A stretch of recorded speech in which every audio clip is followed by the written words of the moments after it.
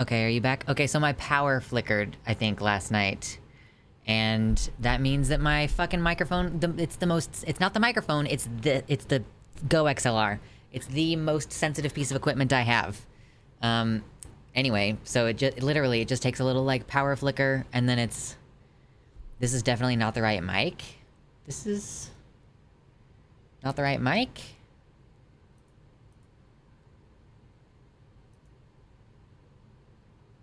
Yeah? Yeah? It's this one. So that should be the right one. It's very background noise. Yeah, my air conditioner is super loud, and if it was, off, it would be, like, immediately 80 degrees, in here. So, yeah. Hello! What's up, Ela Devine? Got a new mic for streaming. Got a Rode mic. Nice. This is a Shure, I think. Yes, it's a Shure. Anyway, hello. I've never heard anyone say something nice about the Go XLR. Listen, it makes my microphone work, and for that, I appreciate it. Absolutely. Absolutely. But yeah, I don't know. I'm gonna say hello really quick to the YouTube chat. Hello, everybody over there. There's I Got Cookies. That's an amazing, amazing username. Hello, Phoebe. Tiles. Hello? Hello. Paul Hack, what's up? There's Beck. Hello, Cindy. What's up? Okay, so we got also in the website chat, my beautiful, lovely Horties over on the website chat. There's Diaphla and T-Rex Dictator. Hello. Yes. Baphomet, pointing out the leftist audio moment. Yeah. What's up, Nasty? Hello. Andy says, I want you to know the picture link I sent to you maybe a month ago was made by Fugtrup on E621. I don't know. Is that something you sent to me directly? Here's the thing. You can almost guarantee that if you DM me, I will not read it. I mean, if you send me a DM on Twitter, I guess I'm fairly likely to read it, but as far as, my Discord DM requests, like, that's a graveyard. I look in there sometimes and I'm like, I don't want to deal with any of this. I hate DMs so much. It's like a thing I have to actively work on in therapy, so I'm doing my best, y'all. Fugtrup does good stuff with Link. Okay. Speaking of streaming, I have an event next week. Can I DM you about it? Gonna do a charity stream. Ela, I am gonna be doing a charity event thing, basically like a fundraising event on Saturday this weekend. So, and then also Demon Mama has a big call-in event on Sunday. So I'm gonna have like so much shit to do this weekend, and I probably won't have time for anything next week. What's up, Shade? Yes, I'm psyched for Saturday. I have 40 hours of code to jam into 8 hours tomorrow to get ready. Oh, that's rough. Yes, I'm excited, and also I'm realizing, like, oh, I'm gonna be so tired after this weekend. I took off Tuesday this week, because I'm already feeling, like, you know, a little bit tired. And, I'm here tonight because we have some fucking memes today, okay? We've got some top-tier memes today. And we're gonna go through them. But yeah, I'm expected to be really, really, really tired on Monday. And I have shit to do on Monday, too. Like, just because it's not a stream day, it's still a day that I have work stuff to do. So, boy howdy. I'm gonna have to start drawing better boundaries around my work time and Oh, yeah, it's for Rainbow Passage. Hila, did you not know that we're having a Pride weekend for Rainbow Passage this week? Like, this is gonna be on Saturday. We're doing a bunch of panels, and I think that there's still time slots that need to be filled. I'm hoping to get on, like, 2 of the panels, and then there's gonna be, like, a game night thing from, like, 7:30 to 10 p.m. I don't know what time zone. I think I'm gonna assume Central Time Zone, but I do not know. I'm deleting Twitter. I know, I'm so close to it. Eastern, so 7:30 Eastern is 6:30 for me. So 6:30 to 9. Okay, that's not as late as I thought it was gonna be. Yes, yes, yes, yes, yes. I am basically not doing Twitter anymore. I'm doing Twitter less and less, especially because, you know, Twitter, one of the great things about it was that it was supposed to be kind of a place to do your self-promo. Like, that's the justification, right? When you have a platform, like, you know, I have a YouTube account, and it's like, you know, your other social medias are a place where you're supposed to share your content out.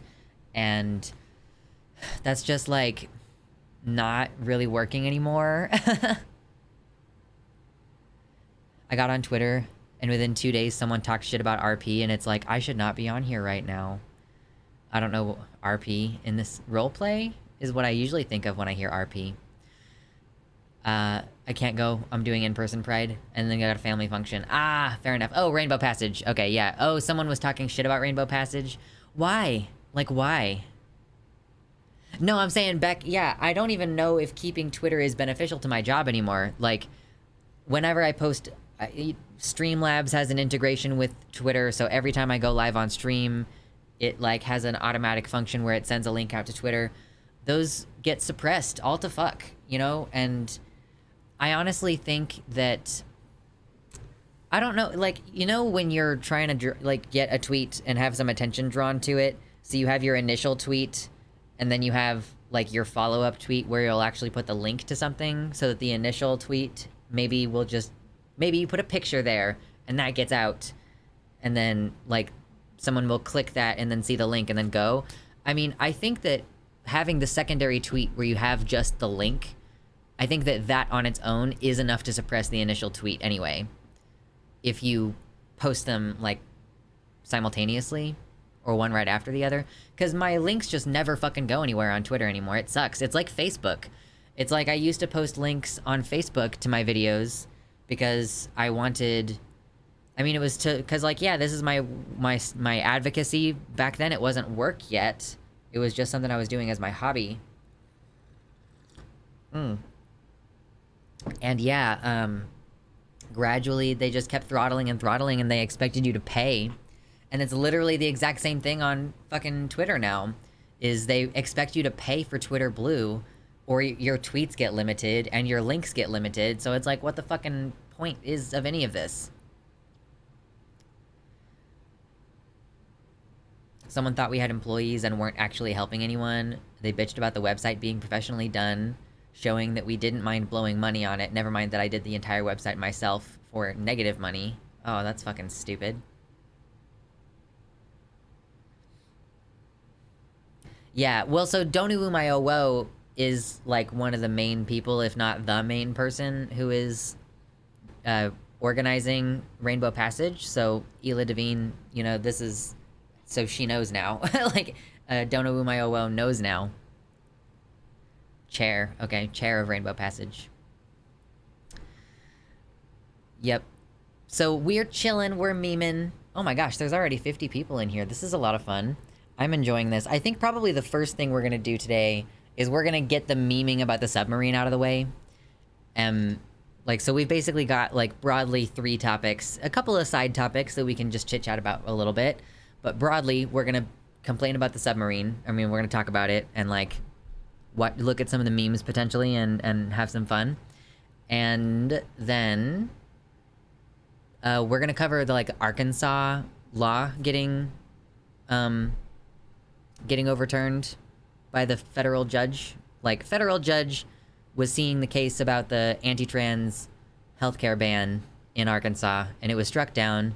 So you know, we're gonna see what the details of that were. My employees wouldn't stop yesterday about it. If I don't hear Celine Dion again ever, I will be happy. That's really funny. What's up, Max? Welcome in. Oh, also, I saw someone new in the website chat earlier. I'm sorry I missed you. Human Typewriter says, I found you on Twitter. Welcome to the website. So I guess Twitter is still somewhat useful for spreading the Horty message. Is the title real? Yo, it is. Yo, it is real. You know? We will be talking about it in a little while.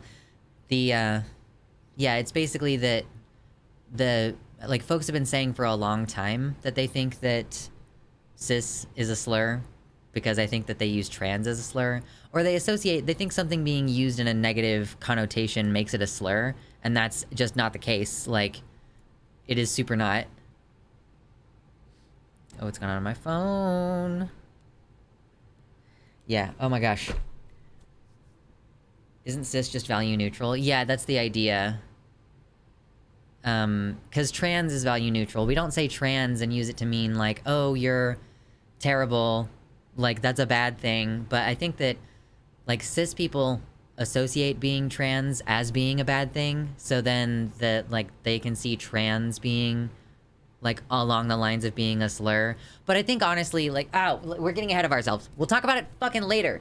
I'm gonna do a segment. We'll talk about it later, okay? Wait.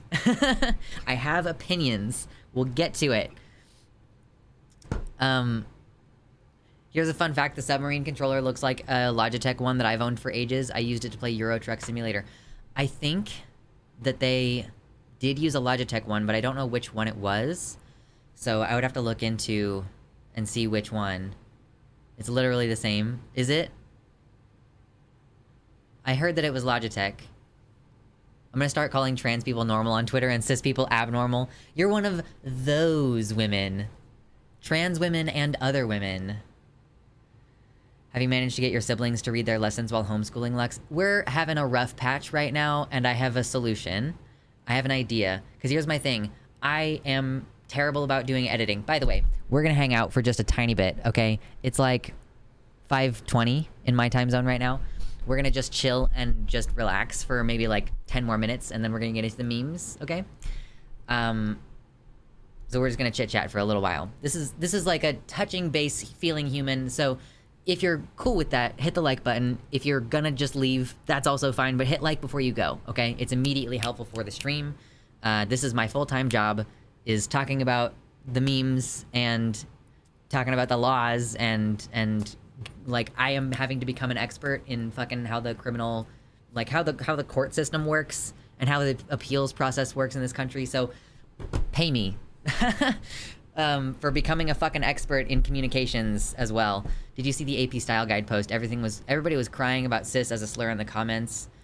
I saw something about the AP style guide, but I cannot remember what it actually was. Hi there, I'm here and a proud trans woman and owner of an amazing Xbox Series S. Absolutely.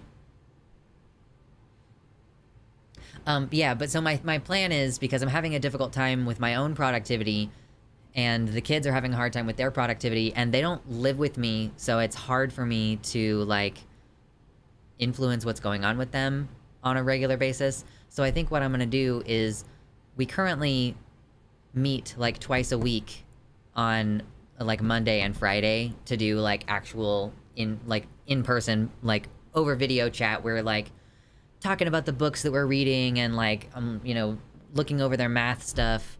And the thing is that I'm kind of hoping that they'll just kind of get their work done elsewise, and they really struggle with that. And that's part of why they're, like, obviously, like, having academic issues in the first place, you know? So I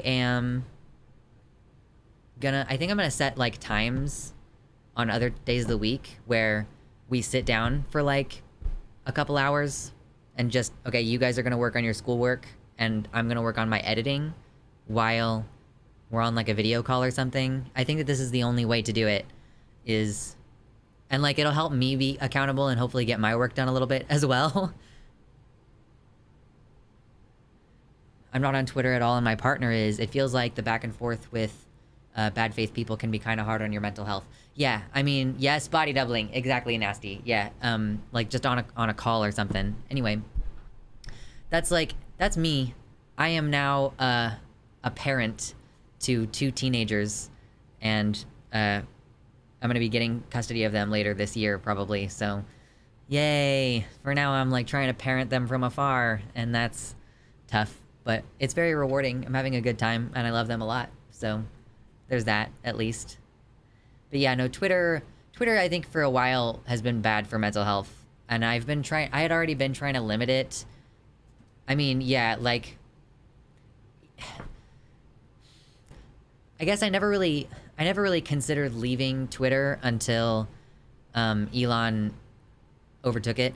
Like, it doesn't matter how frustrating stuff has been on there, I have not wanted to leave the platform until those changes were made by, like, Elon moving in, and, like, it already was pretty toxic before, but it is, like, obviously way worse now, you know? Like, it just obviously was super, super worse now. I just post on Mastodon, but I don't need to advertise streams. Yeah, I have a Mastodon, but I have not been posting it very much. Like, I don't post on there a lot. I've honestly been posting on Tumblr a little bit more. That's why I was out of there so soon. It was so toxic, and I got less engagement than I did when I started. Right, yeah, especially after Elon took over. Like, the engagement... I mean, it had already been on a downward trend for a while, but it got a lot worse. Twitter doesn't really bother me personally. I'm used to dealing with homophobic and transphobic assholes. Yeah, no, that's fair. Twitter is fine for my mental health because I refuse to take anything seriously there. Actively and exclusively just shitpost. I mean, I think that's the only way to live over there. I think that's genuinely the only way. I used to use Twitter to see the art and the spicy stuff, but now it's not worth it. The art community on Twitter is annoying, and Musk took away the spicy. I still see a decent number of girl dick on the timeline. Like, I think it's fine. Tumblr is getting more attention. Yeah. I got banned from Twitter so early after Elon took over. People dogpiled me for saying trans women are women. Unsurprising, Trinity. I strangely don't see much other than girl dick. Your algorithm is finely tuned, Shade. Finely tuned. Oh my gosh. I'm trying a little bit of voice training, and it's weird so far. Like, it's definitely weird so far. Doing a little bit of V-training. Bring back MySpace? Oh god, no. I would have to do HTML again. Don't make me do that. Is co-host just for artists, or what's the deal over on co-host? Yeah, uh-oh, we're doing Smuggy Chat too early. Too early! Simply go to hot free layouts and get a virus. Oh, man, true. Fuck MySpace, bring back Vampire Freaks. Vampire Freaks was where it was at. Man, I remember that website. That was fun.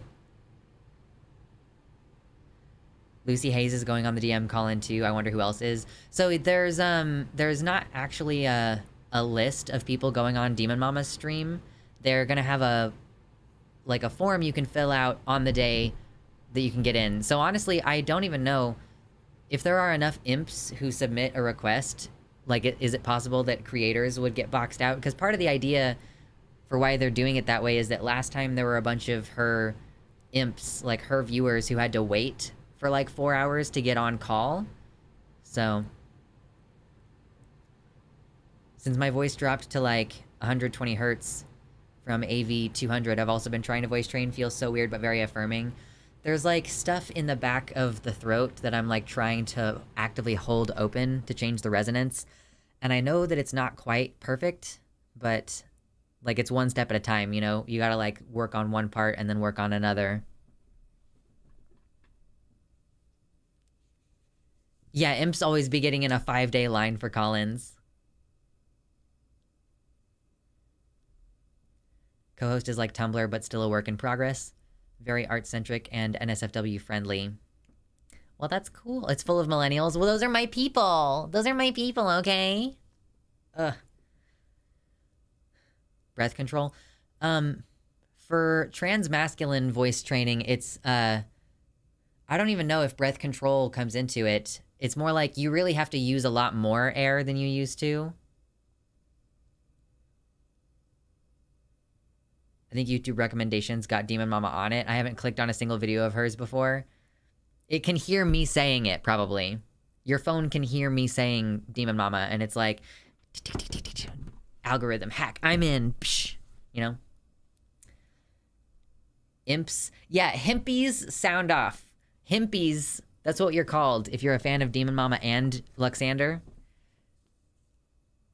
Absolutely. Oh my god, I need to message Rotsoy. I have so many fucking messages I need to do. I can hear some difference, less airy / nasally. Yeah. And I keep going in and out of it because it's really hard to do. Like right now, I'm not doing it. So it's like, here's all the squish back in my voice again. So it's like I have to, if you can see me, like when I'm pausing, when I'm talking right now, a lot of the time it's because I'm resituating the back of my throat a little bit. DM Lux and Vosh. What? Are we all streaming at the same time? If I want to sound mask, I just fry the hell out of my voice. Like you just use a lot of vocal fry. You just kind of vocal fry.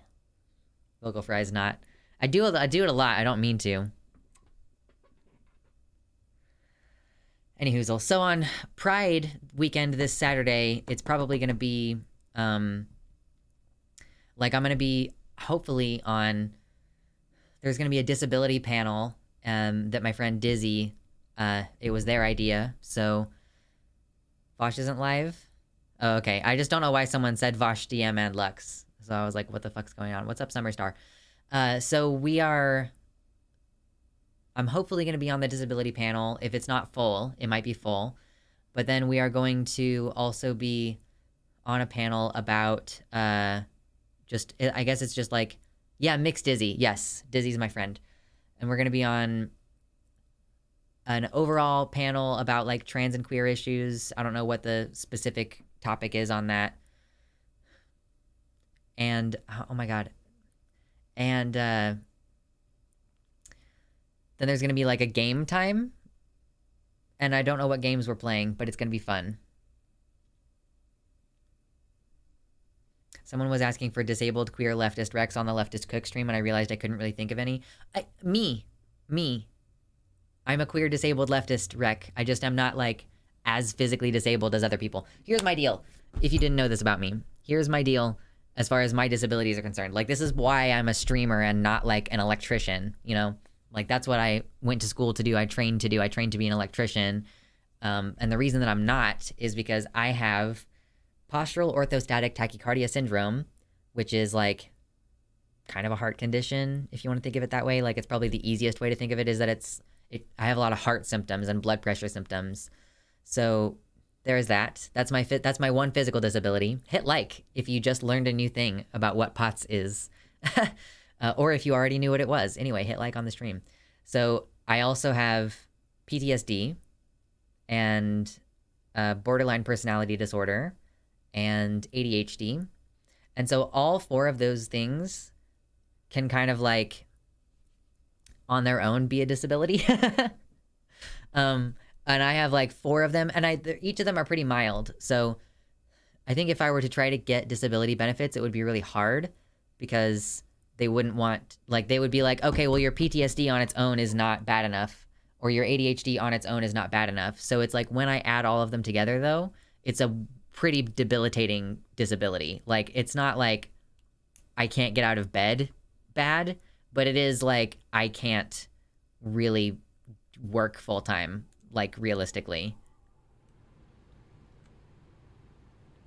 I'm a Heinz 57. I don't know what that means.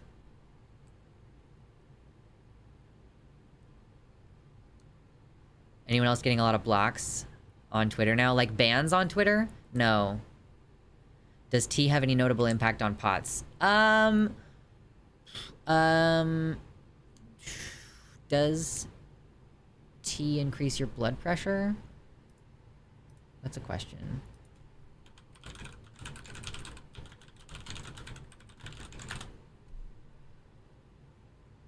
Yeah, so, testosterone could make POTS a little bit better. So, like, things that increase your blood pressure, like, okay, I take Ritalin.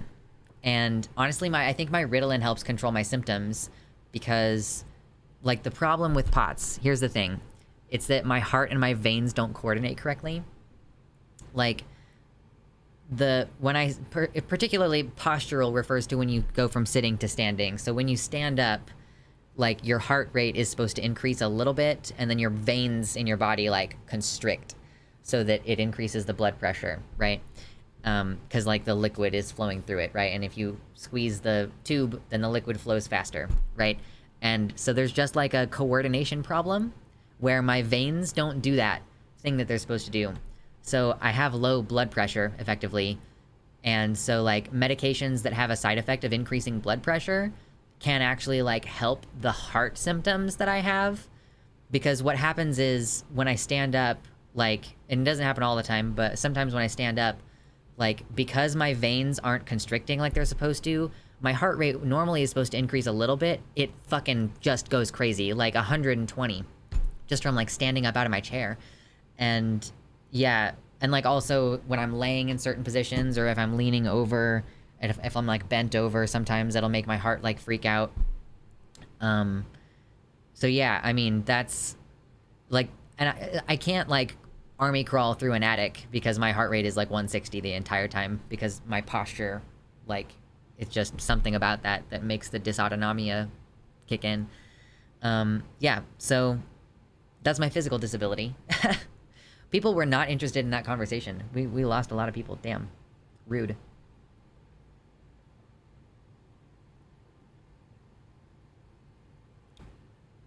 Your heart sounds like a cis Karen. Okay. Very sensitive, I guess. Oh my gosh. Everybody, I hope that you're drinking water. My heart rate increases when I bend over too. Heinz 57 is slang for being a complete mix. Oh, okay, I see. What are you looking at? What is this? Shush! King Gizzard and the Lizard Wizard. Okay. Based. Cranberry juice? How does cranberry juice help? Anyhow. Don't be thirsty. Yeah, drink water, y'all. I am determined to be a good influence on people. So, you know, I've had a couple people say that they've been encouraged to start working out because I've been working out and sharing my progress with that. I've seen people be like, I did go ahead and start taking walks on a regular basis. Some folks are like, I started therapy. So I am listen, I'm an influencer and I will weaponize that. Oh, by the listen, there's like 58 people in here. First of all, hit like if you haven't already hit like, okay? We're gonna get to talking about the memes very soon. We usually just chill for a little while at the beginning of stream to touch base and feel like human beings for a little while. So hit like, hang out with us for a little bit. I am going to, I guess, do a little bit of advertisement for myself, like just a tiny bit. Maybe I'll give you an exclusive peek to something that is otherwise behind a paywall, huh? Because I took some... Yesterday was Litha, or Summer Solstice, so shout out to all my witches out there. We had a fun time. I lit a candle and dressed up. That was a fun thing that I did. So... This one was public, so I'll show this one off. I took some pictures on Fansly last night, and they were pretty great. Let me see. Oh, hold on. Here's another one that I censored, because, like, listen, I posted the booty on the Fansly. My Fansly is generally safe for work. These pictures were a little bit, maybe less safe for work. Just a little bit. Just a little bit. Who is holding Captain Cougar in review for the comments? That must be something automated, because I haven't seen it at all, actually. Anyway, what's the other one? What's the other one? Oh yeah, another thing that I did for the first time on this set was, like, I put a packer in my pants. I made like a custom packer out of crochet that's like just the penis part and not the balls part, because I don't really want balls. And I decided, I was like, oh, I wonder what these booty shorts look like with that on there. And then, okay, I'll give you one that has not been seen except behind the paywall. Here's a good one. Look at those thighs. Jesus Christ. Anyway, $5 on Fansly, you can see all of them. So, little plug. Little plug.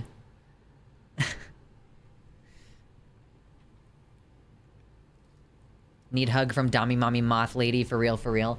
I'm interested in the fact that moth is what came across there.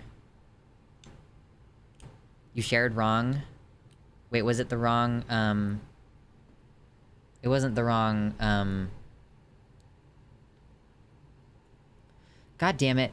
I keep having these issues with my monitors turning off, and I don't know why it changes in...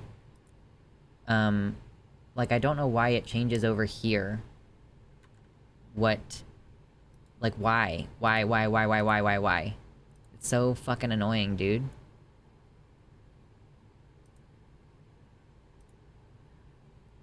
It, like, it switches things out sometimes, and it's like... I get it if my monitors are, like, turning off and back on, whatever, but, like, why does that mess with stuff in my Streamlabs? It's fucking stupid. Lux, are you on Win 10? Yeah, I am on Win 10. I haven't upgraded to Windows 11 yet. Anyway, so let me go through that old thing again. Sneak peek preview of pictures on my Fansly account. Hold on. Let me get back to it, because I closed the thing. I closed the window. Okay. This one was public. Yes. Yes, primary display. That's what it was. Anyway, so this was just like, look at the... I was kind of curious as whether my fat ass and thighs would still fit in these shorts, because I've been working out and doing squats and stuff, so my legs are bigger than they used to be. And then here's another one. You do get a special preview of one that has not been made public, but if you do want to see all of these, all of this, it's like $5, and then also you get access to all of the previous pictures that I've done, and they're just like thirst traps, basically, and cool outfits, so... anyway, I did post, basically, what my ass looks like on Fansly there. And where's the other one? Oh yeah, this is the picture, one of the 3 pictures, I think, in this set that have, like, a bulge in them.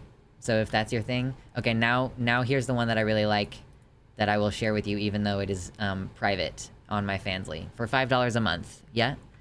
It's this one. The thighs. Some people really like stretch marks, so you can kind of see the stretch marks there. Anyway.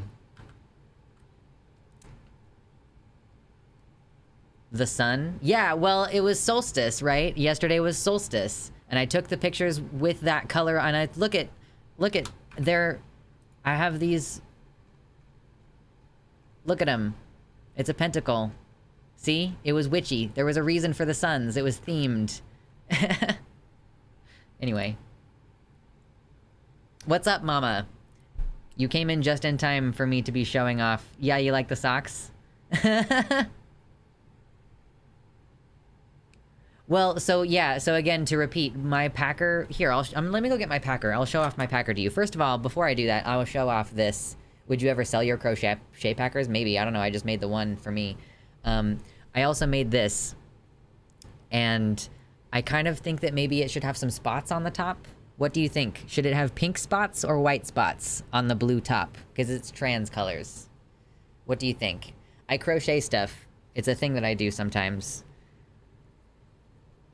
Lux advocating hydration by posting thirst traps. All part of the wellness plan. True! I mean, honestly, like, it's like the workout part too, you know? I post, like, I do flex during stream and, like, show off my arms. But I also want to show off my fat ass and thighs. So, there we go. You want pink spots on the mushroom you think would look good? People say white. Oh my god, so many people said white. Racist! I don't know. Anyway. We have fun. But yeah, let me go get my packer really quick. I'll show you what it looks like.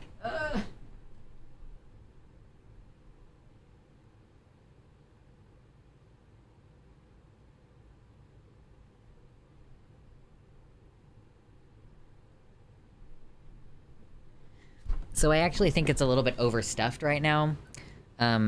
Like it's like crochet is like stretchy, right? It has like, I mean, it has like a flexibility to it, like a stretchiness, right? So if you like stuff something into it, it'll stretch out. So it's kind of like really stretched out right now because I cannot get the right size of sock to put in here. Like, I cannot quite figure out what is the correct size of sock for the inside of the packer. So this is, I put in one less sock, okay? It's, yeah, I don't know. I need to redo it probably and make it like smaller so that when it's like full of a sock, the whole point of this is because so it's washable, you know? Like, I didn't want to like stuff it with the plastic stuffing that like I put inside here. Like there's like squishy shit in here, you know? And I didn't want to do that in here and then close it up because then it will be harder to wash it and it's gonna be in my pants and stuff. So I was like, okay, I'll make it hollow so that I can just stuff a sock in it, you know? And I gave it like, it has a little head, like a little corona. That's nice. And so basically it's like, yeah, because I don't want to get a scrotoplasty. I don't think so, anyway. So the idea here is like, yeah, it's just like, there it is. So I've never made one for anyone else, and I made it to a very specific size that I wanted, and I don't know how it would go, like, I don't know how it would go if someone else wanted one. I guess I could potentially sell them if someone really... but it would be, like, custom. I wouldn't just make them and then have them sitting around, you know? It would be like, custom penis for you. Can you tell me how big you want it to be? And then understand that just like your future phalloplasty results, like, things might turn out different than you expect them to.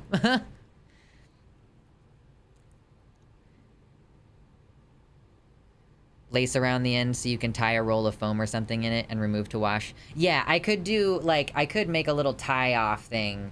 Like, I originally made it like this so that it could, like, attach to my underwear, although this tab, I think, is unnecessary, and I think that I should just do it, like, at the base. Like, attach the clothespin or whatever at the base instead of having this. Like, this is a prototype, you know? I have ideas for what I would do in the future differently. If Bulge is so good, what if you had 2 or more? Literally, Spider, okay, listen, shut up. I literally just had the thought, like, 2 days ago that was like, you know, I don't really know how the whole nerve hookup thing works, but I have 2 arms, you know, and, like, they take the graft from your arm and then they, like, attach it. They take one of your veins out of your arm. So you end up with, like, a scar that's, like, a big skin graft scar. But then you also have, like, a line scar coming down the rest of your arm where they take out, like, the veins for blood supply so that your penis, like, lives and doesn't fall off. But, like, what if you got 2 phalloplasties at the same time? I'm betting that that no one would do it because of the risk of flap failure. That's when the flap, quote unquote, the skin transfer, like, completely just falls off and doesn't take, basically. But yeah, like, could I get 2? Yeah, medical safety is such a buzzkill. Don't you also have to get laser hair removal on your arm before you do phalloplasty? Not necessarily. Well, so first of all, laser hair removal is for, like, really dark hair and usually it works best with dark hair on really light skin. So if your arm hair is really thin and light, like mine is, you would do actually electrolysis instead of laser. But I'm not gonna get urethral lengthening, so it's not as important for me to get electrolysis. What if someone got 3 dicks? I think you technically could. I don't actually know, but that's the issue, is, like, I don't understand the blood supply stuff. I have no idea, Dark Canuck. I'm not even seeing any of the comments that are being held for review. Like, a lot of the time they pop up for me, and then I see that a moderator has dealt with them, but they're not even showing up for me at all. Which is very weird. I think you must just be seeing something else. other than what I'm seeing. Anyway, yeah, a hydra of dicks. So, like, if I understood how the blood supply issue worked a little bit better, you'd also run out of space at a certain point. Like, you gotta remember, each of these things has, like, a, what, 4-inch diameter? Maybe that's crazy high. Where is my thingy-mabobber? What's the diameter of this bitch? I mean, so this one has, like, a 5-inch diameter. Like, 5-inch diameter. And, or is it circumference? Am I thinking circumference, like, all the way around? Diameter is across, right? Diameter is, like, 1 3/4. Yeah, 4 inches diameter would be insane. Yeah, sorry. Wrong. Circumference. So, but yeah, so think about that. Like, you're taking up, like, this much space repeatedly. It's like if you had several in one place, you can think of the fact that they would kind of, like, start to crowd each other a little bit. Literal dick measuring on stream. True! At a certain point, walking would be difficult. Right. Yeah, because they're each gonna be, like, at least 2 inches long. Or, sorry, at least, like, 4 inches long as well. And, like, almost 2 inches across. Just spread them to the thighs and hips. Just, like, start spreading them everywhere. Oh my gosh. Anyway. Just FYI, if you did ever open up that custom packer biz, I would be a customer, so there's at least one. No pressure, though. We can get our own, or make my own if I really want a cute mushy. Yeah, I mean, I would be open to it. If you DM me, I would potentially talk about it. Like, I've never made the bowls, and this one, like, when I was following the pattern for it, the balls on this one were, like, you know, they were, like, a jokey. It was like a jokey situation where the balls were down here like this. And so I would have to kind of experiment a bit on how to do the back, like how to do because it would have to have like a little thing, right? Like that, I guess, or however big it would be. Like, so the idea for me here was you're supposed to, if you're gonna get phalloplasty, you want to use a packer that's like getting used to your actual size. So if I think I made this like 4.5 inches long because I would like to have like, this is on the smallest range of what is even possible for phalloplasty, I think, like a 4.5 inch penis. So I made this so that I could be like, oh, well, this is what it would be like because I don't want balls and every packer has balls, so I have to make my own, right? So yeah, I guess it would be like, okay, are you gonna have phalloplasty? Because then, yeah, like the balls would be like this, and then the rest of the penis would come over like this, and it would be like 5 or 6 inches long, and then there would have to be some kind of back. Multiple dicks would likely be very uncomfortable. I think it would be really sweaty, right? You've seen unballed packers? Oh, I haven't. And I don't really want to get a silicone packer at this point because it's especially not a silicone packer that's just a fucking penis. Because what's gonna stop it from ending up like all fucking twisted around and like weird, you know? So I made this one specifically so that I could pin it into my underwear. Yeah, the chafing of multiple dicks. Micropenises are currently outside of the capability of modern technology. No, they're not. If now, after like 6 years of testosterone or however long it's been, like, I could get a simple metoidioplasty and functionally have a micropenis. Like, I already functionally have a micropenis, it just has, like, some extra tendons holding it down. You know what I mean? Yeah.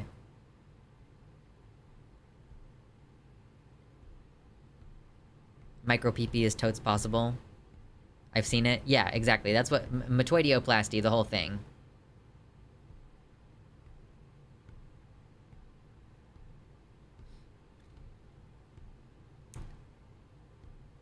Multiple dicks would be less bad than multiple sacks. Oh, man, how are you gonna, like, have multiple sacks? Oh my god. Where's the skin for that gonna come from? Usually they use the, like, labial skin to create the balls, you know? I vibe so much with not wanting balls. Yeah, me and the trans girls, you know, we have stuff in common, okay?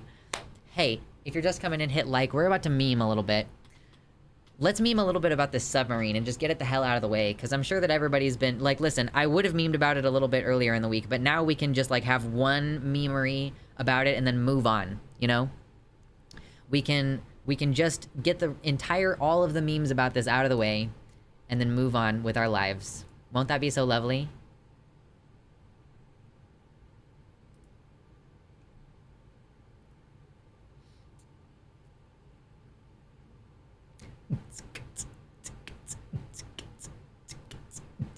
Yeah, the thought of having a third nut. They're rubbing together. Testes, testes, 1, 2, 3?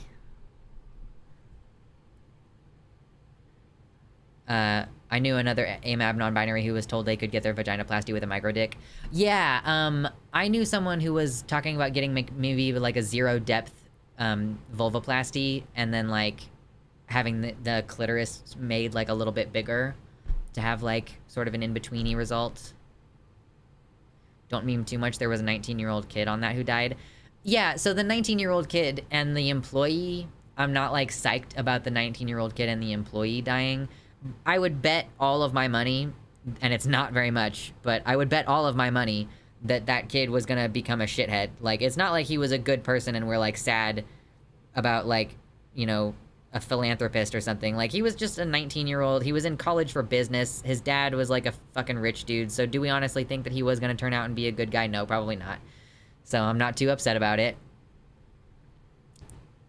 Now I have a toy. Now it's a toy in my hands. And it's a fidget, and I'm gonna have it now for the rest of the stream. We all live in a blue submarine. We all live in the eye of a blue-eyed giant named Macumba.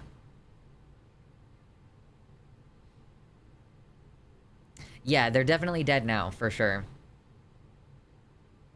I was half expecting them to find it way past the quote 96 hours of air, with one survivor who killed the others to make the air last longer. Oh, it wasn't. I thought that there was an employee, but it was actually the CEO. I called implosion since I heard it was missing. Why are there so many chats being held in review? Well, I think, yeah, as a moderator, you have the power. Y'all in the YouTube chat who are getting your comments restricted, just come to the fucking website chat. Just come to luxander.net/live, where the good chat is, you know?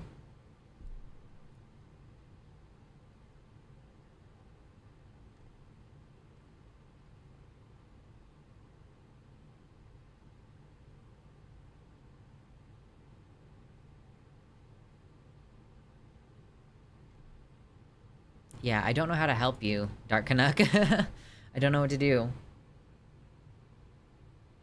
You don't even know these people. I get it with televangelists that say horrible things, but this is a teenager. Yeah, so I really don't get how your panties are all in a twist over like a 19-year-old trust fund baby. Like, do you really think, like, of the potential futures that a trust fund baby could have, is like becoming a good person really high on your list of possible, like how high on your list is like a 19-year-old who's the son of a fucking millionaire or even a billionaire? Like, the 19-year-old son, and you know, we know some things about the gender of cis men that make them particularly prone to being shithead human beings, right? So like a 19-year-old son of a millionaire who, so statistically, what's more likely, do you think? Do you think it's more likely for that kid to become a philanthropist or to become literally Batman? You know? Like, I'm just gonna go out there on a limb and say that I think it's way more likely that a random 19-year-old who's the son of a rich guy will become literally Batman, as opposed to them becoming like a genuine, actual good human being philanthropist. Like, you know what I mean? But I'm not like it's not my primary joy for that the 19-year-old died. It's just like he just happened to be there and is probably unfortunate collateral damage, whatever. That's not like my primary thing. But here's the thing. I find it really fucking annoying that you're trying to take away my joy that like a millionaire, billionaire CEO and several other extremely rich people died. Like, I don't care about the 19-year-old when like 4 other deplorable, despicable human beings died.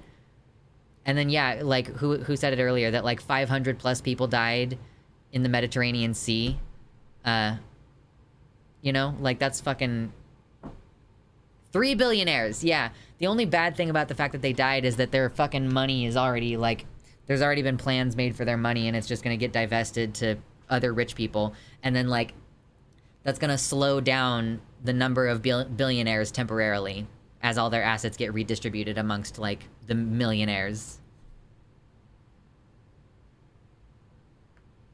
I think they've caused much suffering in their billions earned. I don't care for any quick death. They did die quickly though. Because it's apparently they found some... So here's the thing about this. Yeah, like if you don't already know all about it, here's the meme. They went to visit the Titanic debris in a tiny little submarine thing that like barely had any shit in it. Let's see, did I retweet the picture of the inside of it? No, I did not. But it's like a tiny little pill, and he specifically was like, I'm gonna hire, the CEO was like, I'm specifically gonna hire young people who aren't gonna complain about safety to build this thing. He fired a guy who was saying, like, yeah, we shouldn't be making it this way. You had to get inside of this little pill submarine where you sit crisscross applesauce on the floor.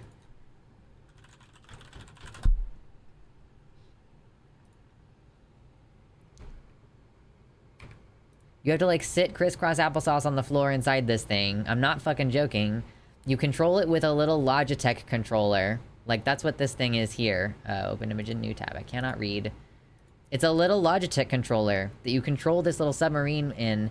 You have to be bolted in from the outside. Like, there's no door in this thing. You literally have to... The metal has to be bolted on around you.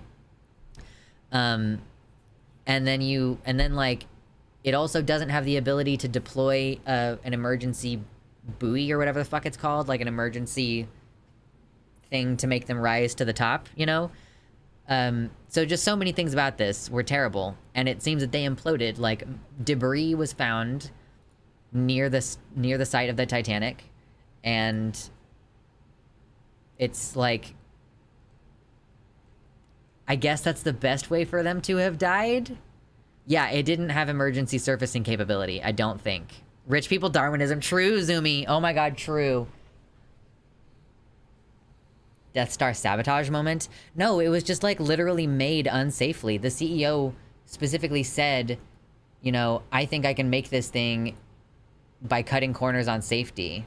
What did he say? Hold on. Like... CEO of Ocean Gate. Yeah, and it's literally... The company is called Ocean Gate. Which is funny because it's a naming schemata about, like, Watergate, you know?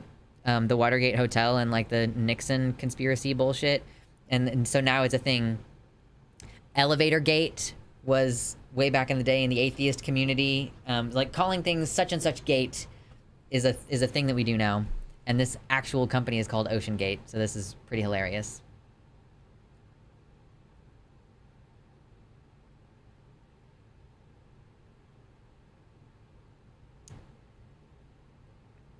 There's a CEO of Underwater Forensic Investigations who says that the implosion of the Watergate submersible was probably instantaneous.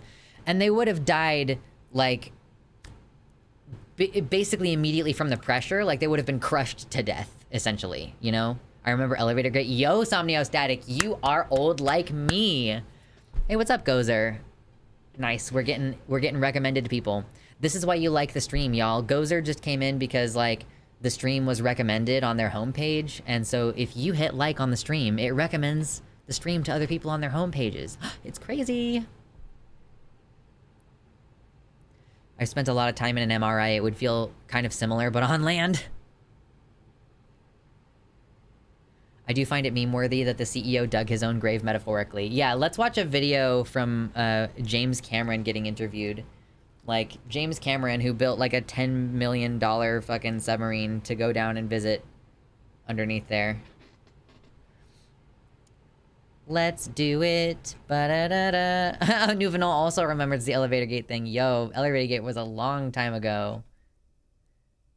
Okay, let's watch this. Oh, hold on. I gotta switch my, this. Well, I've been down there many times. I know the wreck site very well, as does my friend Bob Ballard. I've been made 33 dives. I actually calculated that I've spent more time on the ship than the captain did back in the day. And of course, as a submersible designer myself, I designed and built a sub to go to the deepest place in the ocean, 3 times deeper than Titanic. So I understand the engineering problems associated with building this type of. As you asphyxiate, I hear it is neither quick nor easy, but they wouldn't have asphyxiated if the pressure, they were like down so far that the pressure of the water on the external like thing, it like crushed it. So they wouldn't have asphyxiated, they would have been crushed by the pressure.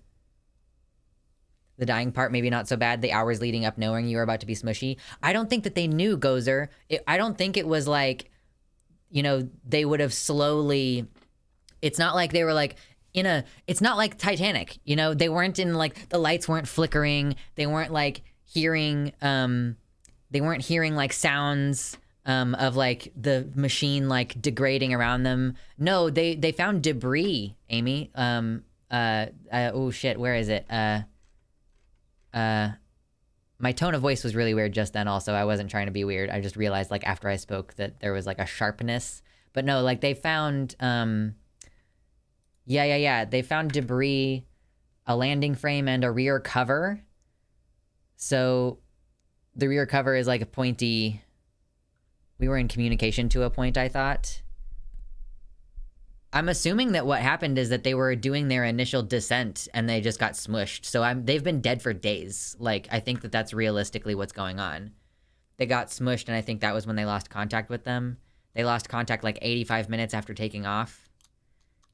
Yeah, everyone's talking about a sub. True, Void Spaghetti. So yeah, I think that they basically just went down and like got crushed immediately to death. I saw a comic earlier. I did not retweet nearly as many of the things as I thought that I did about this today.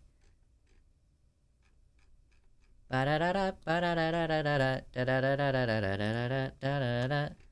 I saw a little comic thing that was showing the depths. Comic about depth of ocean. Oh yeah, here it was this. So this is like the surface of the ocean up here. Here's an aircraft carrier, here's the Titanic. At this depth, this line right here, a bike tire would go flat. Right at this line, pressure at this depth would force water back up a household faucet. Pressure at this depth, this line, would pop the cork into a champagne bottle. And then, so this is like, and I think this is also kind of showing the light. So there's like, right around here is where the light stops filtering through. And then it's just dark, dark ocean under there. So here at this depth, if you were to shoot a hole in a pressurized scuba tank, instead of the air rushing out, the water would rush in. And then this is the actual Titanic down here on the bottom. So like that's crazy far down. Maybe a fuck up of buoyancy. Yeah. People had hoped that they were lost inside. Yeah, so I think that basically they made their initial descent and it crushed them like somewhere in here. Like I'm gonna guess. I don't know how long it takes to descend. How long does it take to descend? That's a question. How long does it take to descend to the Titanic? How long does it usually take to get down there?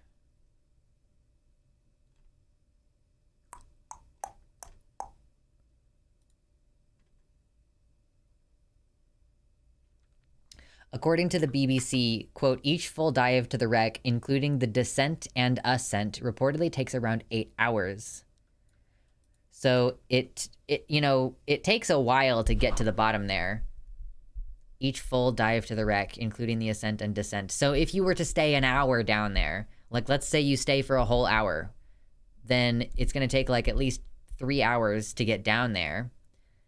So about 1 hour, 45 minutes into them going down there, they just lost contact suddenly. So, like, if it was gonna take, let's say it was gonna take 3.5 hours to get down there, they died somewhere in this area here.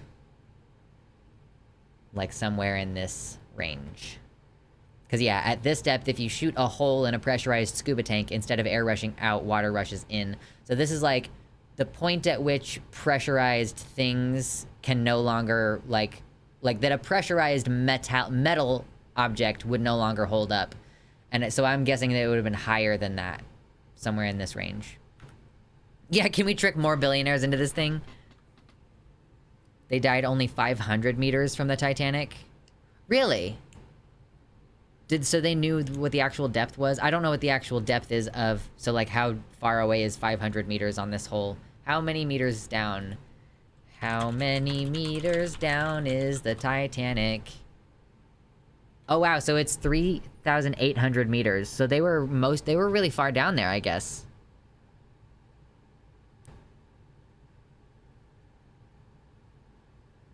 Did y'all talk about Twitter before I came here? No, it's coming later. We will talk about it in a little bit. Oh, if you're enjoying hanging out here, hit the like button. And if you have any memes about this subject, I would like to see them. I have, like, one from a conversation I was having with my partner earlier.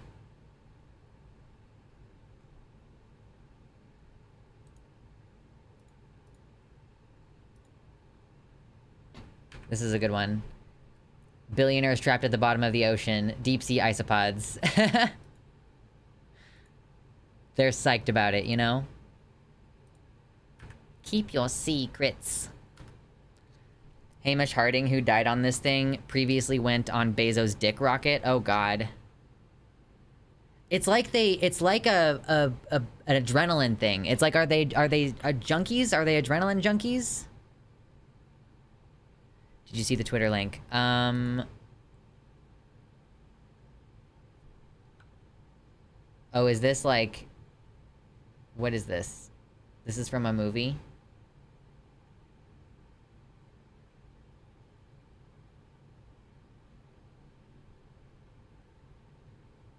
Okay, so this is from a movie, but we can watch it. This is like... if the submarine were imploding. But I don't think that it has windows. I don't think the submarine has windows. So they would have likely just, like... They might have heard, like, a bolt. Yeah. There might have been, like, a bolt that popped loose and then... So they might have had, like, a moment of warning, but I doubt that they had much warning.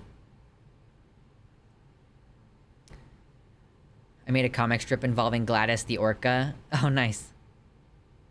The debris field... was 200 meters away from the Titanic. 2 hours ago, they didn't know yet how deep they got. So they sent a camera down there. Jeff Squeezos. Not accurate example would have been instant. Yeah, I'm guessing that this is just trying to show you, like, whoa, shut up. I guess this is just trying to show you how quick it would be, like, once it actually imploded. Like, it would just crush you. Like, the metal around your body would just crush you. See you later, spider. I'm surprised we managed to conclude this thing without Elon calling any of the rescue team a pedo. Oh, no. Some people have said, oh, hey, this was a waste of resources, though, and I will say that the one good thing about this is that it has resulted in an opportunity to like, protocol for how to find a submarine. You know, like, when you have to deploy to actually locate the thing. It doesn't, like, submarines don't go missing very often, you know? So, like, US government, for example, doesn't really get very many opportunities to practice finding a submarine. So there was that. A bot with a camera from France found it. Well, salute the French. They're good people.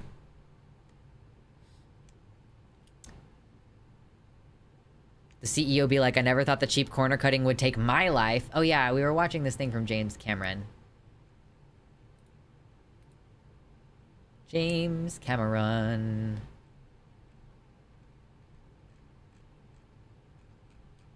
What is wrong with me? Okay, yeah, here we go. Well, that what Bob said, because I was watching, is absolutely critical for people to really get the take home message from this, from our effort here, is deep submergence diving is a mature art. From the early 60s, where there were a few accidents, nobody was killed in the deep submergence, until now, is more time than between Kitty Hawk and the flight of the first 747. So if we haven't improved over that period of time, we have improved drastically over that period of time, and the certification protocols that all other deep submergence vehicles, except this one, that carry passengers, especially paying passengers, all over the world in tropical waters, deep coral reefs, other wreck sites, and so on. The safety record is the gold standard. Absolutely. Not only no fatalities, but no major incidents requiring all of these assets to converge to a site. I didn't know that this was like an area where we like worldwide are really, really good about safety. Like, I didn't realize that. I want to go underwater. I don't. You can go for me, Missy, and I will not even look at the pictures. At that point, I just want to see the ocean. Yeah. Of course, that's the nightmare that we've all lived with, since all of us entered this field of deep exploration. We live with it in the back of our minds. But because implosion, as Bob described it, such a violent event, is first and foremost in our minds. The pressure boundary, which is what they call the hull of the sub, that the people go inside, is obviously first and foremost in our minds as engineers. And we spend so much time and energy on that. And we use all the computerized tools available today, finite element analysis. We worked on our sphere for our deep vehicle that went to the Challenger Deep for over 3 years, just in the computer, before we even made the thing. And then, of course, we pressure tested it over and over and over, and so on. So, this is a mature art, and many people in the community were very concerned about this sub, and a number of the top players in the deep submergence engineering community even wrote letters to the company saying that what they were doing was too experimental to carry passengers. Yo, like experts in the field and like companies who make these type of things were like, please stop what you're doing. Like, please do not, thanks. Holy shit. There was that time when the CIA recovered part of a Soviet submarine with Howard Hughes' weird ocean mining ship. Yeah. Going in a submarine or spelunking are nightmare fuel for me. I'm not in shape to climb a mountain, but it doesn't viscerally scare me the way going under does. Yeah, I'm getting in such good physical shape that I think that I would actually love to do hiking. Obviously I live in Kansas, so that's a little bit limited as far as like climbing mountains and shit is concerned. But wow, actually that's an excellent idea. Is that the kind of vacation that I would be willing to go on? Like, if I went on a vacation and the intent was to just camp, like, and not like stay in a hotel or not like see any people or any, maybe probably not even really stop in very many gas stations along the way there, I think I could do that. Did you see the meme I sent? Did you DM it to me? Or, oh, okay, we're in a stream recommendations. I see it. Where am I?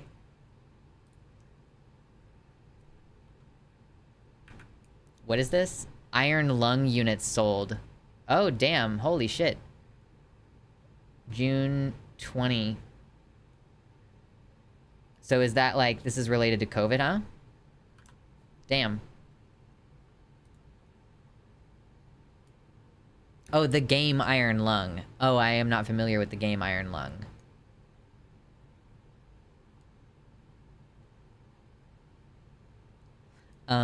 What was I looking at just then? Oh, yeah, let's finish this video real quick. Passengers and that needed to be certified and so on. So I'm struck by the similarity of the Titanic disaster itself, where the captain was repeatedly warned about ice ahead of his ship, and yet he steamed at full speed into an ice field on a moonless night, and many people died as a result. And for a very similar tragedy where warnings went unheeded to take place at the same exact site, with all the diving that's going on all around the world, I think is just astonishing. It's really quite surreal. And of course, PH Nargeolet, the French legendary submersible dive pilot, a friend of mine. You know, it's a very small community. I've known PH for 25 years.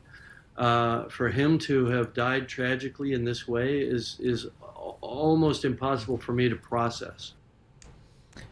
I didn't realize that James Cameron's friend died. Excuse me. Oh, it's a submarine survival game.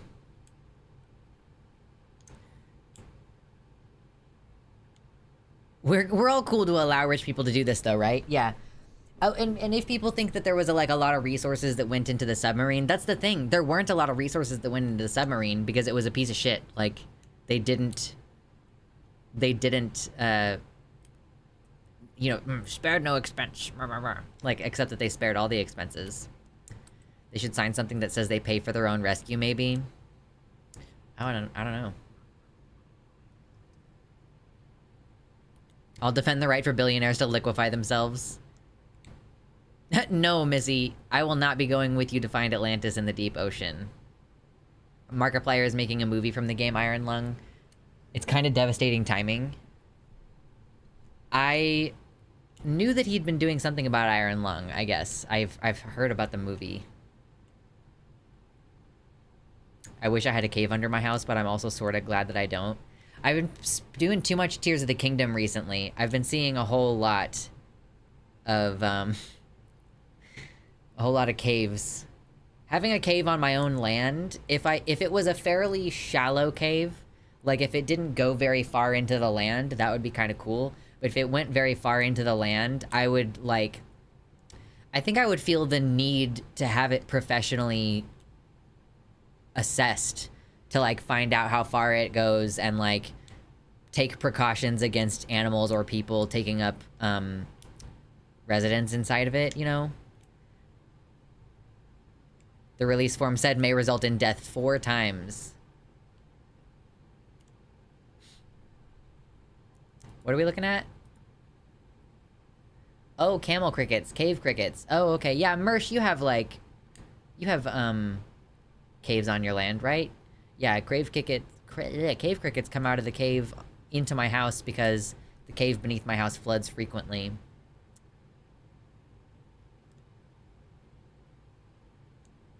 I don't pay for healthcare, but I'm not purposely putting myself in jeopardy. They should pay the services. I don't know. I just, like, if you put yourself deliberately in danger like that, I don't have a lot of sympathy for you. You're like, I'm a millionaire or a billionaire chasing this high.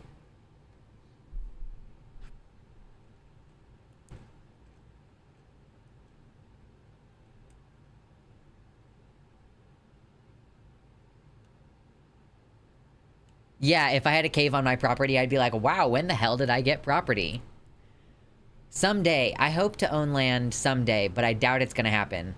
It's only gonna happen if you occasionally donate, and then I am able to, like, very studiously save money.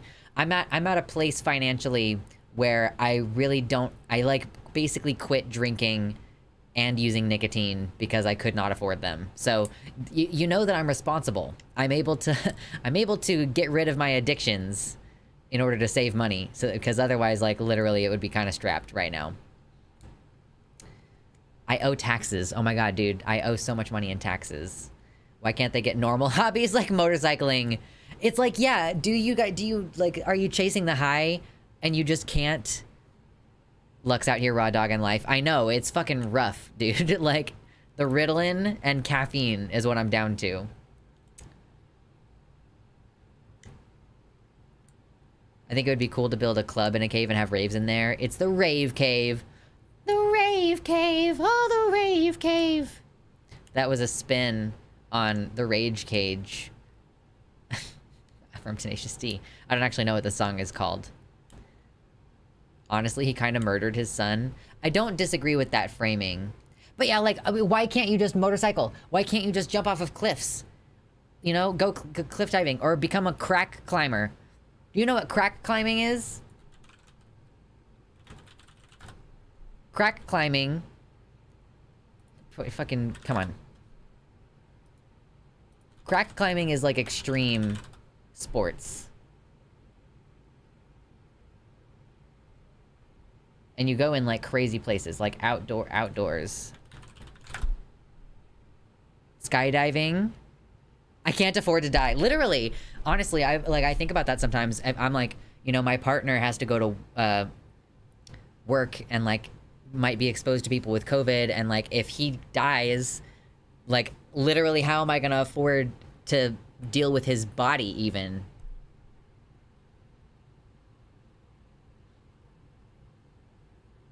Free solo climbing? Basically, yeah. We could name all kinds of high exhilaration things that are super safe. I mean, even stuff that's not safe. Like crack climbing. Crack climbing can be really intimidating at first. There's nothing to grab onto, the walls are totally blank. But what I love about it is that once you figure out the technique, it can actually feel amazingly secure. The route that I'm climbing is called Super Crack.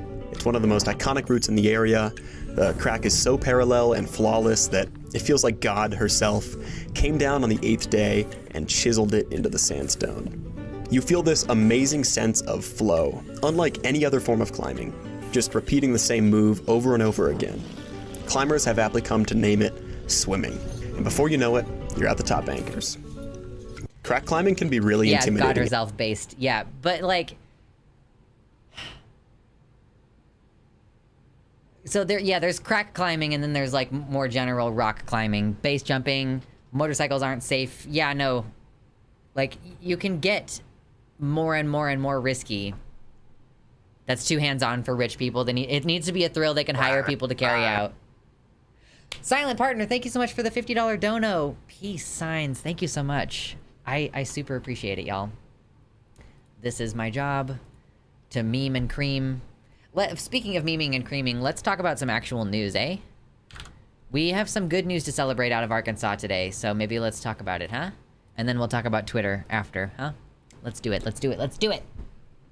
I thought it was climbing while on crack. I would not be able to endorse climbing while on crack.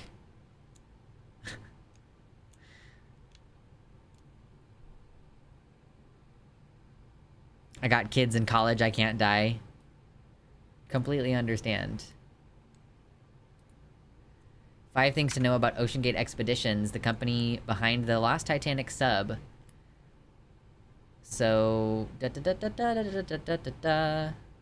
OceanGate has taken at least 24 people down to see the Titanic and completed over 50 test dives, but it has had to cancel many dives in the past, as well as entire missions.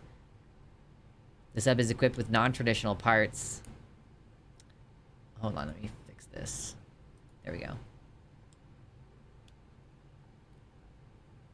Silent Partner. Oh shit, that's a good point. Silent Partner, you're not Silent Partner, the music library artist, are you? Because I have some Silent Partner music, or I have in the past. I don't know if I do now, actually. Do I? Like, do I have any in here? Not right now. I have used Silent Partner before, though.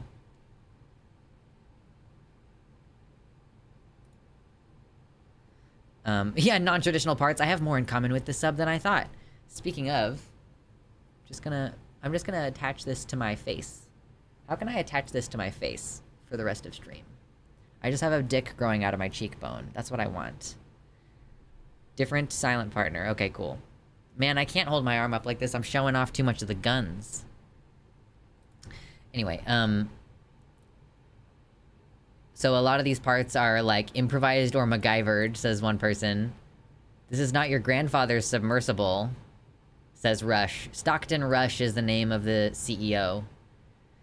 In the special, Rush emphasized that the parts of the vessel that are essential for safety are designed by experts. There are certain things that you want to be buttoned down. So the pressure vessel is not MacGyvered at all, because that's where we work with Boeing and NASA and University of Washington. Everything else can fail. Your thrusters can go, your lights can go. You're still going to be safe.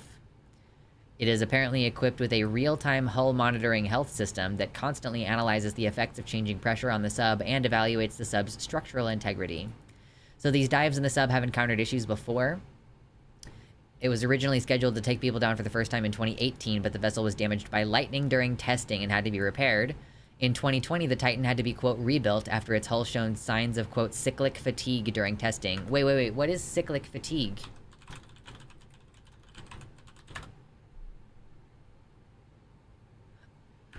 Stress, strain, and deformation induced in a material by cyclic loading. So it's like the pressure deformed the metal or like messed up the parts? The Luxander summer collection? True. Okay, hold on, where am I? So finally in 2021, OceanGate completed a successful mission to the Titanic, but the issues with the dives didn't stop there.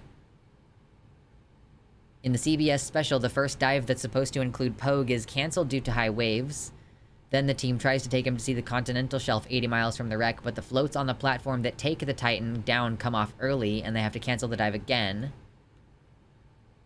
The Titan has had battery issues, sustained so much external damage that the OceanGate had to cancel its second mission to the Titanic. Luxander wearing the wife beater, the dick is the wife. True! Just... Now I feel like a cat. Just like swatting at it. That probably really turned someone on out there. That's gotta be someone's kink, right? Oh my god, now there's hair all over it. Anyway. Yeah, imagine the readout on that sensor system. Fine, not fine. Like, just gone. Clip it to a hat, true. Get a suction cup, true. So, yeah, the Titan has very little room to move around in. It's got, like, we looked at a picture earlier. 4 people have been identified as... Wait. I thought there were 5. This only says 4. The family of 58-year-old Hamish Harding, the chairman of Aircraft Firm Action Aviation, has confirmed that he is one of the 5 people currently on the Titan. Oh! Harding is known for being an adventurer who holds 3 Guinness World Records. You pay for those. You pay for Guinness World Records. That is not how to beat your meat. Might want to study it before fallow. Are you sure? Are you sure that this is not how you beat your meat? I'm pretty sure. Listen, I feel pretty confident that this is how to beat your meat. Especially if you're a cat. Oh, we're getting into a rhythm even. Oh, nope, we got out of the rhythm. Oh, nope. Now we're back into it. Listen, it's a rhythm. I'm like stretching this thing out horrendously. But it's fine. I'll need to like make it smaller next time, I think. I currently give tours of my cave, max of 4 at a time. True. Yeah, the rhythm is important. Yeah, I know. Exactly.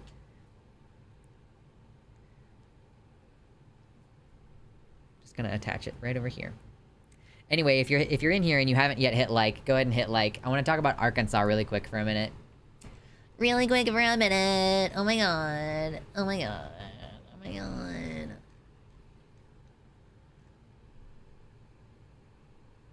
The state of the transmask community. Fallow surgeons gotta make some guides. Okay. We have been covering all these anti-trans care bans all over the country. They've been passing, and like there's been a couple that have had temporary injunctions on them. You know, people have been trying to like filibuster them, like all these different efforts to try to stop it. And the thing that's actually going to be able to stop it, potentially, is the court system. So we have people who go, I'm going to sue the U.S. government because they're violating certain rights. And, you know, there's different arguments that can be made as to why you should not be treating trans kids differently. It's the kids. Like, it's the targeting trans kids laws that we're kind of discussing here. Although, to be clear, as per usual, there are laws that are restricting adults' access to this care as well. But right now we're looking at one about Arkansas. They had a gender-affirming care ban. Not a single fact was found in the state's favor, and several major talking points were debunked by the court. This is, Hinkle? No. This is Judge Moody rules that the Arkansas ban on gender-affirming care is unconstitutional. This decision is the first in the nation where a federal judge has made a definitive ruling on the constitutionality of this ban. And we have had other successes like this. We already talked about one earlier this week. Can this be appealed to the Supreme Court, though? Yes, that's the question. They will probably get appealed. I don't believe this court is... Yeah, so here we have State is expected to challenge the ruling in the 8th Circuit Court. So this was a court in Arkansas, and now it's being moved up to the 8th Circuit Court, which includes like several states in one like circuit. And then I think from there might be like an appellate court intermediary step, or it could be that that's like the next step closest is the Supreme Court. So it's basically most likely going to get appealed. And if not this one, then another one is going to get appealed, you know? Like, if it's not this one, it's going to be the next one. But it could be that the Supreme Court waits for, like, several of these lower court decisions to play out, and then they might weigh, like, several different court decisions and see what happens. But, yeah, let's look at this. So, banning care causes irreparable harm and increases suicidality. The harms are severe and irreparable for adolescents with gender dysphoria to have this care blocked off from them.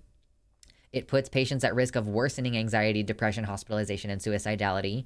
Not all adolescents with gender dysphoria will even live to age 18 if they are unable to get gender-affirming medical treatment. So that's coming after the idea that, you know, we just watch and wait, it'll be fine. Just let them go through normal puberty, whatever. Like, they can decide when they get to age 18. Like, well, what if they don't live to age 18? The question is, what if they don't live until, you know, like...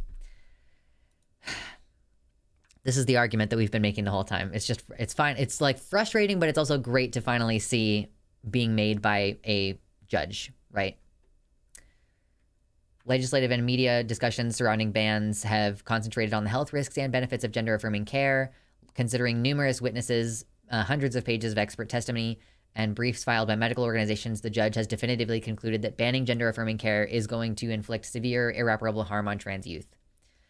One fact was cited saying, yeah, not all adolescents with gender dysphoria will survive to age 18. Yeah, have you considered that they are actively being exactly like the Nazi Party in 1943? I'm an irrational lefty, of course. Of course, I'm so sorry. My mistake. Yeah, we gotta pool all of our money and send a Supreme Court justice on vacation to buy their ruling. That's how it works now.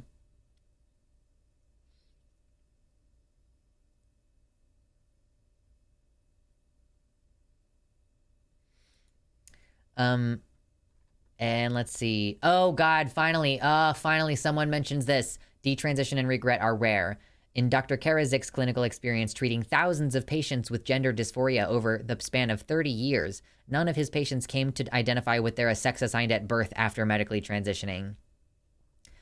Just like slapping down this idea that, 80% of trans youth detransition. That's a false narrative promulgated by the Heritage Foundation, as Aaron Reed points out. The witnesses are not credible. Many of the state's expert witnesses, such as Professor Mark Regnerus, Dr. Stephen Lapere, and Dr. Paul Hruz, were unqualified to offer relevant expert testimony and offered unreliable testimony. Their opinions regarding gender-affirming medical care for adolescents with gender dysphoria are grounded in ideology rather than science. Amazing. Attacking the credibility, yeah. When you have a dentist who comes in and says gender-affirming care is not good for kids, like, we can discredit that opinion, you know? Surely it should be dealt with by federal law, down where all states are told they don't get to shut down trans care. Yeah, Spirit76, welcome to the conversation that abortion supporters have been having for literally 50 years. Like, I have been alive for 29 years. The abortion should be enshrined in federal law conversation has been happening since Roe v. Wade since Roe v. Wade was decided in the courts. Like, yes, it should be dealt with a federal law. Good luck with that, though. Like, sorry. Yeah, this panel of experts, including a crystal healer, a chiropractor, 2 dentists, and a doctor who lost his medical license for sexual assault. The term high-quality evidence is misused. Such research is not possible. There are no, oh my God, this is a great point. There are no randomized controlled clinical trials evaluating the efficacy of gender-affirming medical care for adolescents. Such research is not possible because it would not be ethical or feasible to have a study in which a control group is not provided treatment that is known from clinical experience and research to benefit patients. Additionally, it would not be possible to blind the studies to researchers and participants given the obvious physical effects of the treatments. It is common for clinical practice guidelines in medicine to make recommendations based on low or very low quality evidence, such as cross-sectional and longitudinal studies. Medicine gets prescribed for off-label purposes all the time. Like, it's fine. Like, just chill. It's fine. Mischief with Phantom is a great name. I'm sorry that they left chat, because that's a great name, and I want them to know that I think that. Several individuals and organizations opposing gender-affirming care have contended that the evidence supporting this type of treatment is of, quote, low quality, arguing, for example, that this supposed low-quality evidence should warrant a ban on gender-affirming care. There was a controversial Reuters article met with backlash from trans health providers and advocates, labeling the evidence as either low or very low, insinuating a lack of solid backing for the care. Judge Moody vigorously countered this notion. The term high-quality evidence refers to a specific category within the grading of recommendations, assessment, development, and evaluation system. In essence, this system reserves the, quote, high-quality designation for randomized controlled trials exclusively. In examining the medical research and its application in either authorizing or prohibiting treatments, the judge determined that numerous medications and medical guidelines are based on evidence deemed, quote, very low quality or low quality, since it would be either impossible or unethical to conduct randomized clinical trials. In fact, merely 1 in 10 medical treatments rely on, quote, high-quality evidence. It's like vaccines. You know, you can't really do randomized controls for vaccines because of how unethical that is, you know? Like, they tried to do randomized studies for HIV medicine back in the day, and it just wasn't possible to get accurate results, because if you were both signed up, you're like, I'm an HIV positive patient, and my boyfriend and I, who is also HIV positive, we both signed up for a randomized trial, and we started taking these medicines, but I started to feel better, and my boyfriend was not feeling better. I started sharing my pills with him because he got the placebo and I didn't. Like, you can't get valid results that way. So, like, there are times when these types of studies are just not, it's not ethical to do them. You know? I heard RFK Jr. was waxing on about randomized control studies to attack vaccines on Joe Rogan. Yeah. That's kind of why it was on my mind. Oh my god, burpees. I've been feeling so jaded by the court system. I didn't think anything like this was going to happen, but I'm so glad it did. I'm not that, like, psyched about it. Like, yeah, it's good news. It is great news, especially if there are so many different avenues by which this has been shut down. You know, I mean, we haven't even gotten to the part of this where he mentions the 14th Amendment, if he even does.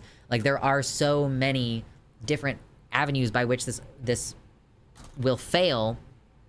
But the thing is that our Supreme Court is stacked with ideologues, and the problem is that we don't have a guarantee that they won't do crazy shit. Like, they recently supported the Indian Child Welfare Act to prevent, you know, people from stealing Native American children. You know, they reaffirmed that because of the tribal sovereignty. But then they also just ruled, like, today, that it is not the responsibility of the United States government to provide reservation Native Americans with clean water. Which, like, yeah, they also clearly, there's also clearly not a responsibility constitutionally for the government to provide clean water to its own citizens who don't live on reservations. Like, to be clear, Native Americans who are born in the, quote, sovereign nation of their own tribes, like, they are still United States citizens. Like, they were still born here, you know, they're still U.S. citizens. But we still have Flint, Michigan, and it's been like a decade now, almost a decade, and Flint, Michigan still has dirty water, like disgusting fracking water, right? So, yeah, it's like impossible to tell what the Supreme Court is gonna do. But let's see what else.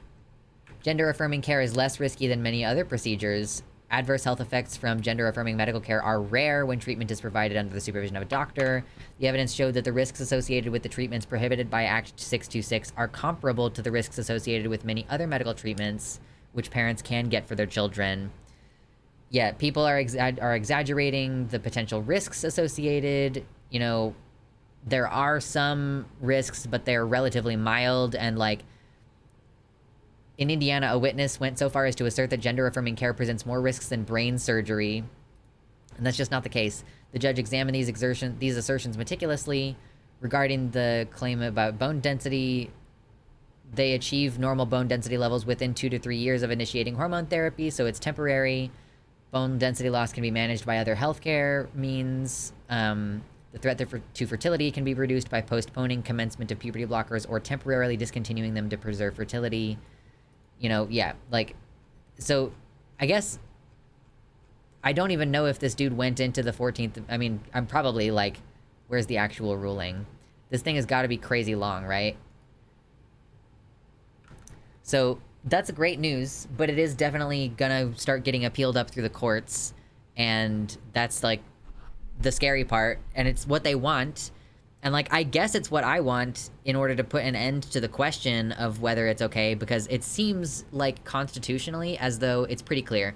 I've kind of alluded to it a couple times. 14th Amendment, equal protection under the law.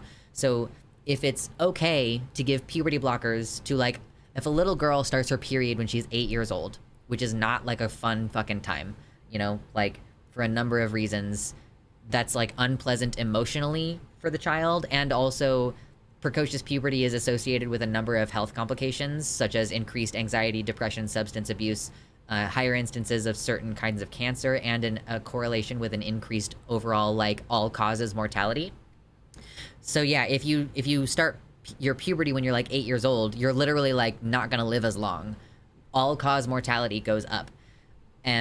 So you do need to treat it, right? So if you will give the 8-year-old girl puberty blockers to prevent all-cause mortality increase on her life, but you would not provide a trans girl with puberty blockers because of, like, or sorry, let's keep it consistent here, like an assigned female person, or either way, like if you wouldn't give a trans kid those same medicines, like the same puberty blockers, because like with the same kind of all-cause mortality increase, that's like equal protection under the law. Like you legally, in the actual, it's very explicit. It's not like Roe v. Wade, which was based on, like, you know, you could interpret the privacy protections in the 14th Amendment to have something to do with medical da-da-da-da.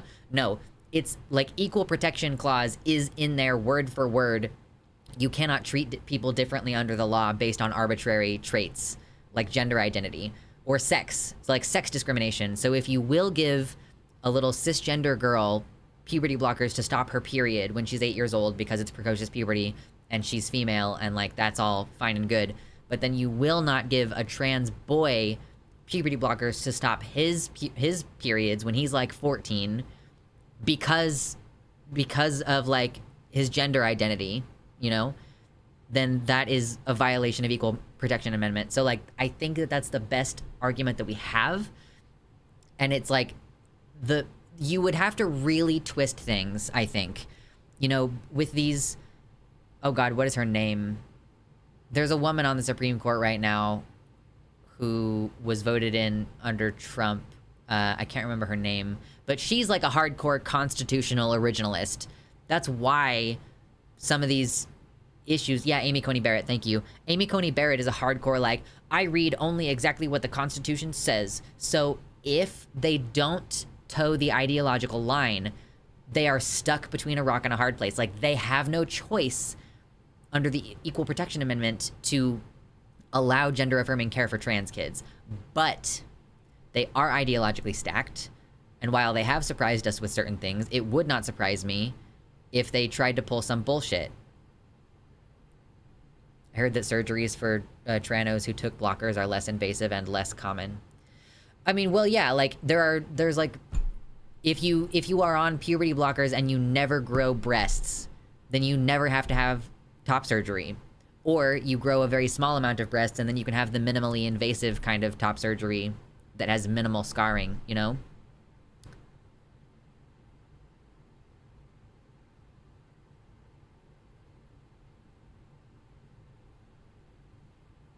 I really hope that these strong, multi-pronged condemnations of these laws by federal judges will make it harder for the Supreme Court to overturn their decisions. I'm not sure how it works, but I would assume that if a law is found unconstitutional and baseless on several points, then they would have to work overtime to refute every single one of those points while maintaining, quote, legitimacy. They have no legitimacy, IMO, but I think some of them haven't caught on to that yet. Yeah, like, I do think it's going to be really hard, given how solidly scathing these refutations have been. I think it's going to be quite difficult for them to make it federally, like, illegal for you to do trans care for kids. But, I wouldn't put it past them, basically, is what I'm trying to say.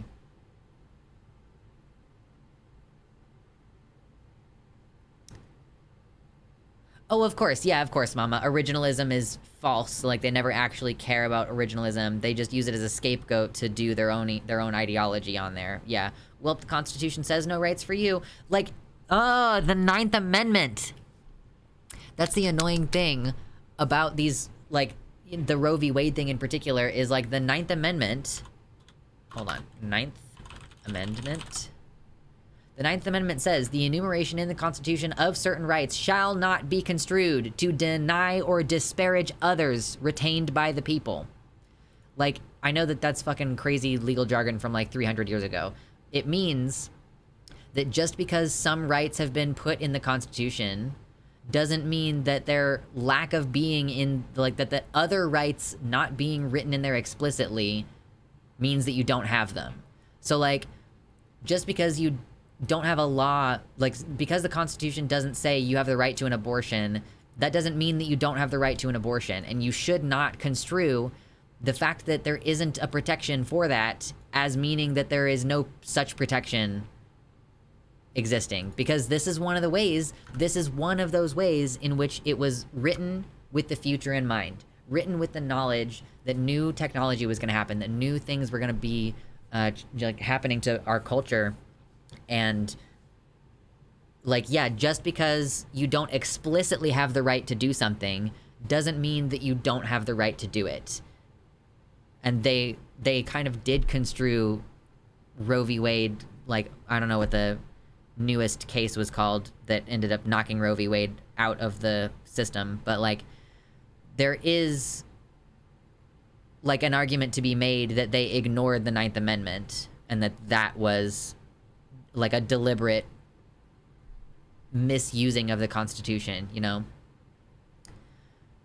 A more liberal court in the future could overturn their overturn of Roe v. Wade and reverse all of this crap in precedent based on the 9th Amendment. Yeah, so I guess because they were only ruling on whether the 14th Amendment gave the protection of abortion that it did, like, I guess they couldn't, like, they weren't asking the question of, does the 9th Amendment cover this instead? They only were asking, does the 14th Amendment cover this? And the answer was no, I guess. So there would need to be a whole new case gone up all the way to the Supreme Court about the 9th Amendment before we would be able to see that protection come in. And of course, it would be ideal if we just made a fucking law that says, yes, you're allowed to get an abortion. No legal limitations. And, like, here's why I say no legal limitations. We're on a completely different subject now, but, like, why I say no legal limitations whatsoever is that you don't ever want a lost pregnancy to become a legal, like, investigation.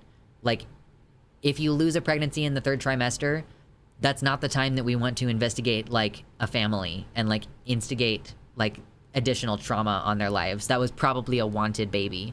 So if it was killed, like, if they did an abortion really late at a time when we think the baby should be viable, it's probably because it was not viable.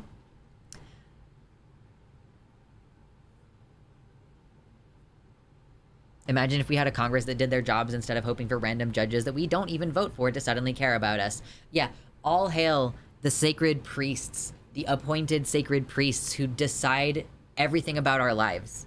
Like, who control... You realize that the U.S. government, like, owns you, right? Like, they own you.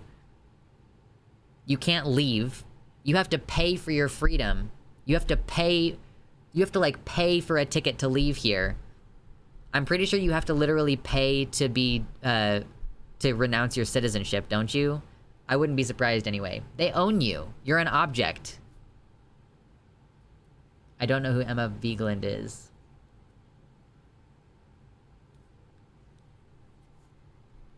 Hypoxia suffering whale has surfaced again. Hey, listen, I'm assuming that you calling this person a whale was like a fat phobia, and that's not something I'm cool with, and I just want to go on record that, like, even if we hate people, we should not be fat phobic toward them.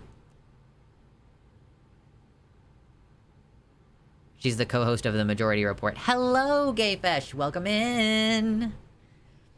We were just chit-chatting about Arkansas and how the federal judge helped us out there, you know?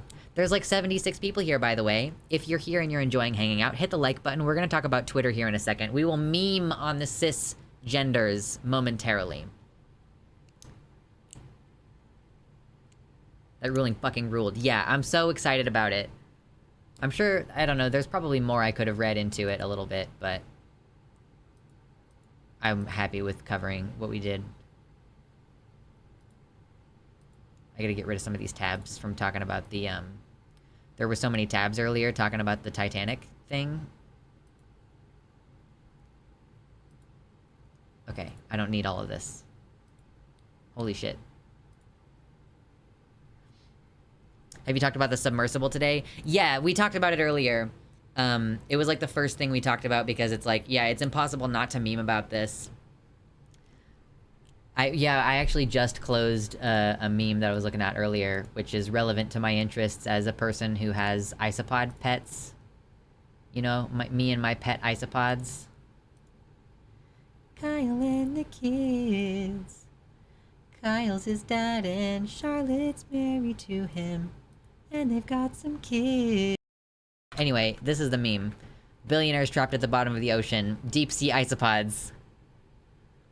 They gonna eat you. They gonna eat it. They gonna eat ya. It costs fucking $2,300 to renounce your citizenship in the United States. So it costs $2,300 to buy your freedom from the United States government. BoJack jump scare, exactly. I feel bad for cis girls who have 5-alpha reductase syndrome. They go through testosterone-based puberty if no access to puberty blockers. Yeah, that's really rough. Wait, what? Is this true? No way! Wait, really? This is from Screen Rant. New character confirmed for 2024 Star Wars TV show. British actress Abigail Thorne has joined Star Wars. Her character's name, Ensign Irus, may point at the plot of a Star Wars Disney Plus TV show. Really? You're not joshing me? It was leaked on her agency website. Oh, that's cool. I really don't give a shit about Star Wars anymore. But that's cool. This period has already been explored a great deal in novels, comics, audiobooks, and even manga, but next year it will come to the small screen in The Acolyte.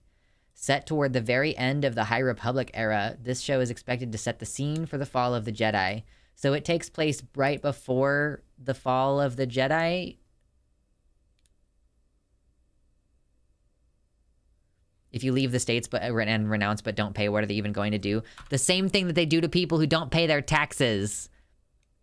Like, I think that it's one of the things that they can initiate, like, international crime stuff about, you know? The High Republic is like 200 years ago. Yeah, this is really cool.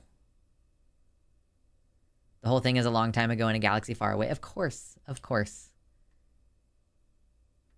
That's awesome. I feel like my response to this is a little bit muted because I'm like, is this a joke?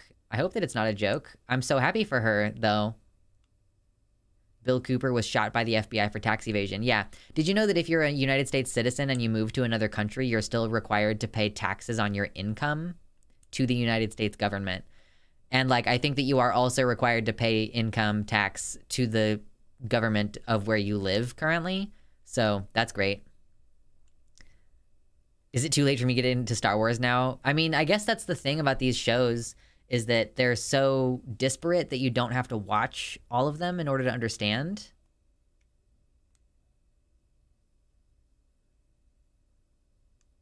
Depends on the visa and the employer, but yeah, it is a burden. Yeah, and like I am already having to pay double the amount of taxes that most people do because I'm self-employed and your employer pays half of your taxes for you. Unless you're making income from the US, you only have to pay the difference between US tax and your local tax. I mean, I think as a streamer, how would I even know? Like that would be the tricky thing, because I get paid from Americans and from people internationally, you know?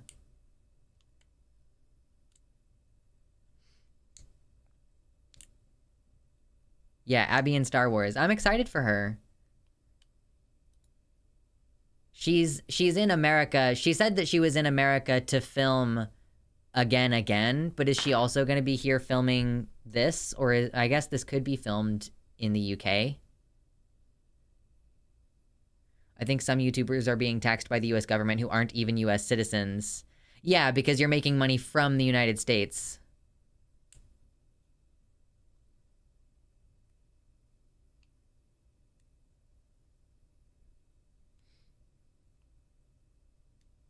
Have you tried just being born super rich and then you don't have to worry about taxes? I know. I look forward to the day where I'm in such a high tax bracket that I don't have to pay as much taxes anymore.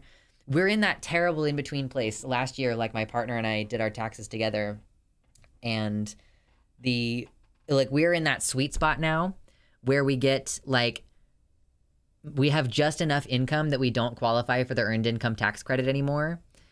But we don't have very high income, like, compared to, like, you know, people who have a shit ton of money, you know? So, like, we don't have enough money to, like, be in a higher tax bracket and be, like, considered, like, and be, like, actually able to be stable.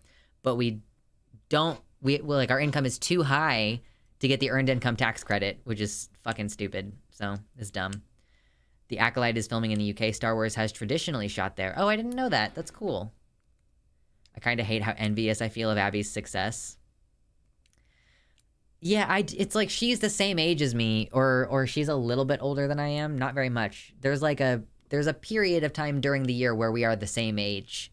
So she's like less than a year older than me. And she's just like so good at what she does. But she also like has like a toxic work mentality where she throws herself into her work in ways that can be unhealthy. So if you wait at least a minute and a half, you can check out my brand new short premiering. Sure. You don't actually make enough to be paying those taxes. Yeah, I mean, yeah, the lower middle tax class tax barrier.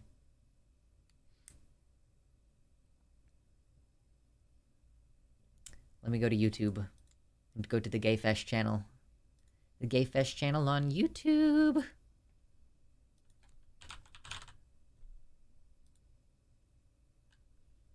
They film a lot of it at the Pinewood Studios down the road from me. Ooh.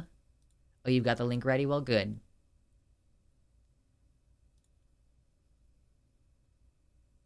Okay. I will wait. I can wait. You know what? While we're waiting for that, I'm gonna go get a water. You all should get a water if you can, okay? Drink some water. I'm also gonna turn off my air conditioner to hopefully get like 5 minutes of silence. Oh my god.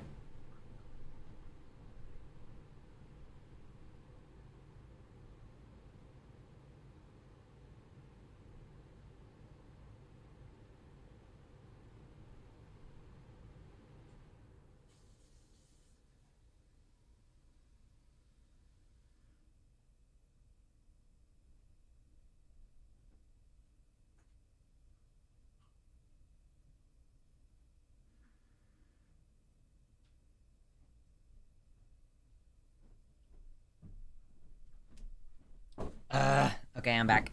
Hello? Hey, if you're just coming in, hit the like button, okay? We love you. Drink water. Yes, I will refill my vodka Red Bull. What day is it? It's Thursday. So the liquor store is not going to be closed as soon as I get off stream. Abigail isn't yet known so well, and I hope the shows she's in aren't boycotted in America. Yeah, I wonder, like, can they just sneak a trans woman into a popular Star Wars thing? Like, without getting the backlash about it? I don't know. Can we? We'll find out. Are people going to be like, wow, what a strikingly beautiful woman. Who is she? Oh my god, who is she? Disney is already woke and DeSantis mortal enemy. Plus, anybody who doesn't know Abby already isn't going to be able to tell she's trans. She's got like a really like ethereal look to her. So it's like she doesn't look cis to me, but I don't know that she looks trans either. She just looks like that weird kind of angel. She's British, true. They can't sneak her. The internet is going to have a conniption fit. I think people are probably going to clock her and then look her up and find out that she's trans, and then they'll have a shit fit about it. Okay, we have a video. We're going to watch it. So I asked my buddies down at the Coral Reef, and they're hearing rumors that it was the orcas. Now, I don't speak orca, so I can't verify that, but I kind of feel like they're just blowing smoke, you know? Anemones don't tend to hang out 4,000 meters down, so I don't think any of the other clownfish actually know what the they're talking about. And I definitely know orcas can't dive that deep. I think the sperm whale is the deepest diving whale, and I think that can go down to like 1,000 meters, but that's it. So like, as much as it would be great to credit this one to Gladys and her crew, I think this one is on the billionaire's own hubris and stupidity and cost-cutting measures. Sometimes it is not nature rising up against the excesses of humanity. Sometimes it is just humanity being stupid. Oh yeah, by the way, this is a pro-orca stream all the way. If you are a boat owner, sorry, but no you aren't. That was pretty solid. Sorry, but no you aren't. Absolutely loved that. That's great. Stop autoplaying. I swear to God. Son of a bitch. Yes, very cute PNG tuber. Who is he? Oh my goodness. She's clockable and I love it. Yeah, I don't know. Like, I don't know if she's clockable exactly. She just doesn't look like a normal cisgender woman. Like, but I also am not saying she looks like a normal transgender woman either. They just, I mean, literally like an angel. Like, I don't know how to describe. The Ridoid fans blew up when they had a badass black woman playing an Inquisitor. My money is that Matt Walsh will pick it up and they'll all lose their minds. I mean, I finally watched Doctor Strange in the Multiverse of Madness. So, like, spoilers, it has to do with the multiverse. And if you know anything about the comics, the multiverse, like, there's different versions. Like, you know, the whole concept of the multiverse is that events play out differently in other timelines. So I watched, you know, the Multiverse of Madness, and you have, like, Captain Carter. You know, in some alternate universe, something happened to Steve Rogers. He's not in the picture. And Peggy Carter is the one who gets the infusion of the juice and becomes Captain Carter, as opposed to Captain America.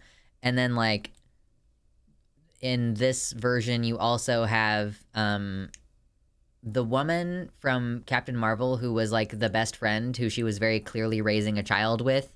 The black woman, she's Captain Marvel instead of fucking Brie Larson in the Multiverse of Madness, because we're seeing Monica Rambeau. Is that the actress's name or is that the character's name? Yeah, like a classic British lady. She doesn't like classic British lady Maria Rambeau. The character is Maria. Okay, cool. So yeah, Maria Rambeau. She doesn't look like a classic British lady. Classic British ladies have fucked up teeth.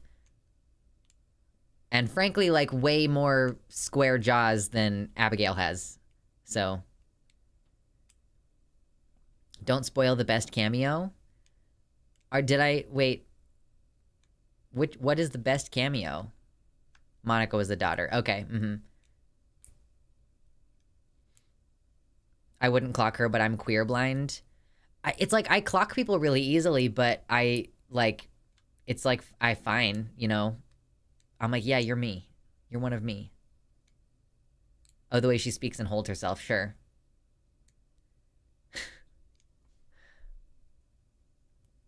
Black Bolt was the funniest character in that movie. Was that the sound one? Because, like, listen, as much as I thought that scene was cool, and no spoilers, but the sound guy, I thought that scene, as much as that scene was surprising and it was cool, it also doesn't make any sense, because you also are able to make noise out of your nose. That was Captain Pike from Strange New Worlds. Cool.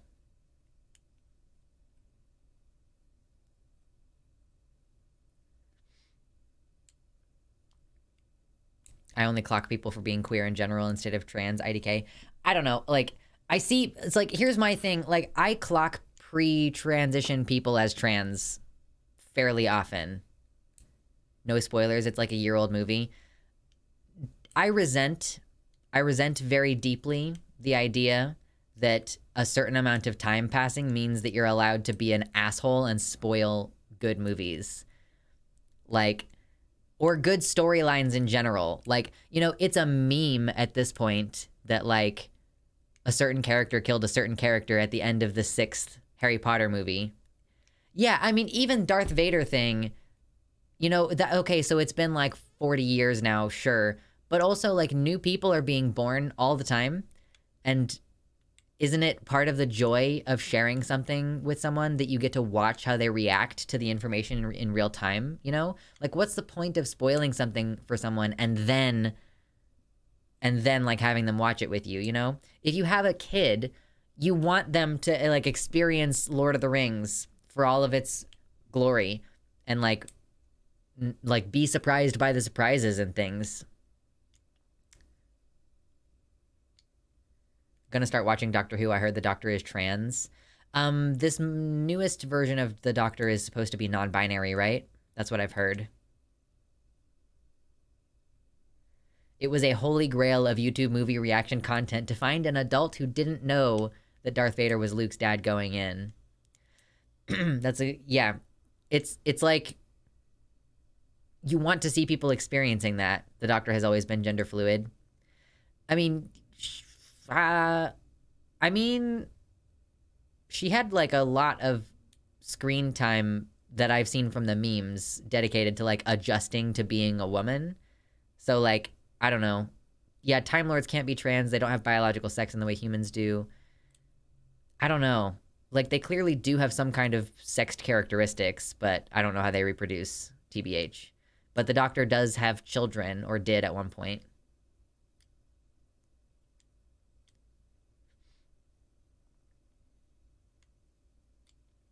Gender and sex are different. Yeah, but they seem to, like, they don't really care that much about gender. Like, I don't think that they really have gender. I think they just kind of use whatever pronouns fit their physical appearance.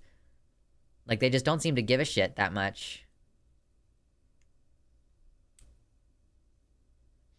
Time Lords lay eggs. True. And then they just, like, they do, like, fish where they just jizz all over the eggs. Like, they don't even have, like, actual sex.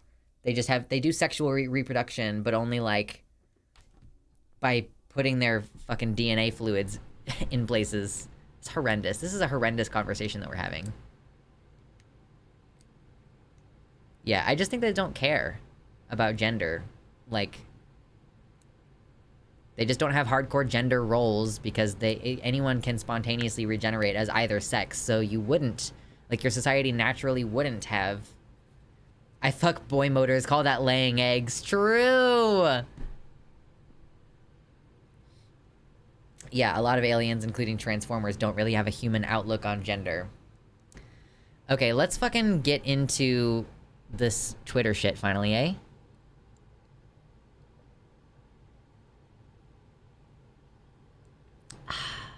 Yummy.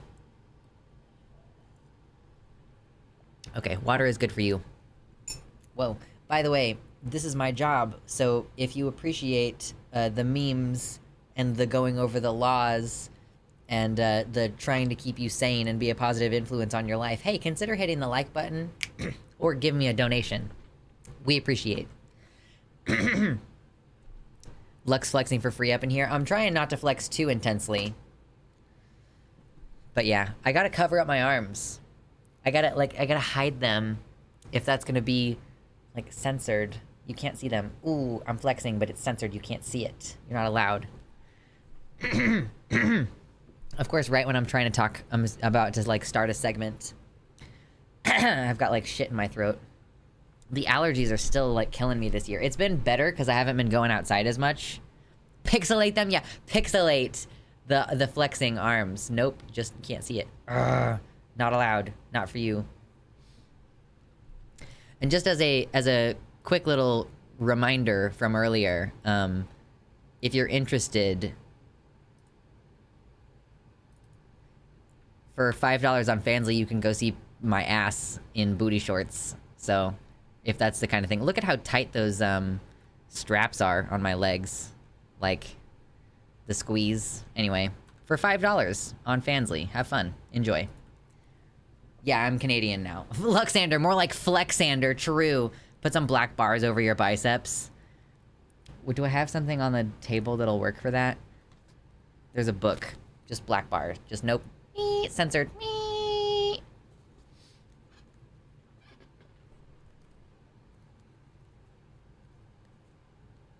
I wish my biggest problem in life was people online calling me sis. True. Yeah, Lux said go get water. Is this how I'm gonna tell you to stop being thirsty? Like, if you're thirsty, you need to go get some water. Just zooming in on the center. The Giver is a great book. Yeah, I'm almost done reading it with my siblings. I'm a good ways along in the fitness journey and everything except my tummy is looking pretty dope. Listen, like, I am feeling like there's more tummy fat than I want there to be right now. But I'm also in the middle, I'm like doing my cut right now, so it'll hypothetically go down a little bit. Absolutely depraved. Excuse me. Delicious. Okay, let me get rid of this tab.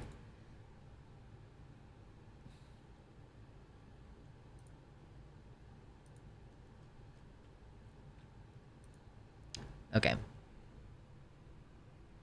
I made a meme. Uh-oh.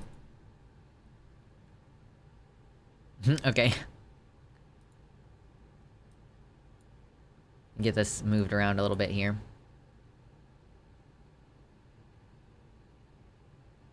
That 3 minutes between sets tip you gave a while back actually really helped me out a lot with getting my workouts at a pace that feels good. Yeah, absolutely. Like, when you're working out, you know, I'm working out for big muscles, like, on purpose. Like, I am exclusively... I've switched to a cut, so I'm not bulking. But, like, my point is that I want to have big muscles. And so I'm going for, like, 30 to 90 second rests between my sets. But if you're doing more, like, lean muscle acquisition, it's, like, 3 minutes, 2 to 3 minutes. So I'm actually doing calisthenics right now, which is, like, body weight exercises. I'm not going to the gym right now and pushing big, heavy things around. I'm doing it with my own body weight. So I'm doing the same thing now, where I'm doing, like, 30 to 50 repetitions in a set, and I'll do, like, 2 or 3 sets, and then I rest for, like, 3 minutes in between. So, yeah. Not gonna lie, it does something for me. Wait, the flexing does something for you? I hope so. If we get to $150, I will flex. Gotta figure out a routine for back muscle, because I want that twinkish build. Yeah, like, my hips are just so big that I don't know if my back muscles will ever really look very defined, but I don't know. Anyway, I just released a video very recently about how Elon Musk said that he's gonna start lobbying to make sure that doctors who transition little kids get put in jail. We're gonna make sure that they get no mercy. You know, he liked and responded to a tweet from Dr. Jordan Peterson that said, no mercy for these people. And, like, so they are very clearly coming. We've already known that Elon Musk is not on the side of trans people. Have you considered calisthenics? Yeah, I'm doing calisthenics right now, Spirit. Like, I was doing bulking to make myself bigger, and now I'm doing bodyweight exercises, or calisthenics is another word for that, to try to, like, lose weight. Because your body doesn't want to do both. Like, you cannot gain muscle and lose fat at the same time, basically, is this idea. I don't really know how well substantiated it is, but the idea is that your body doesn't really want to build muscle and burn fat at the same time. So what you're gonna do is you're gonna build muscle, and you're often gonna gain fat during that phase as well, and then switch temporarily to trying to lose weight, and you're doing higher, like, cardio, like more cardio. It's not true. Biceps and bikinis. What a fucking time for you to what a fucking time for you to come in. I mean, it kind of makes intuitive sense to me that your body, like, doesn't, like, because when you bulk, you're trying to, like, put on weight. So I feel like it could be slower if you're trying to burn fat and build muscle at the same time, or, like, it would be really tricky to do that. But welcome to the website. Thank you.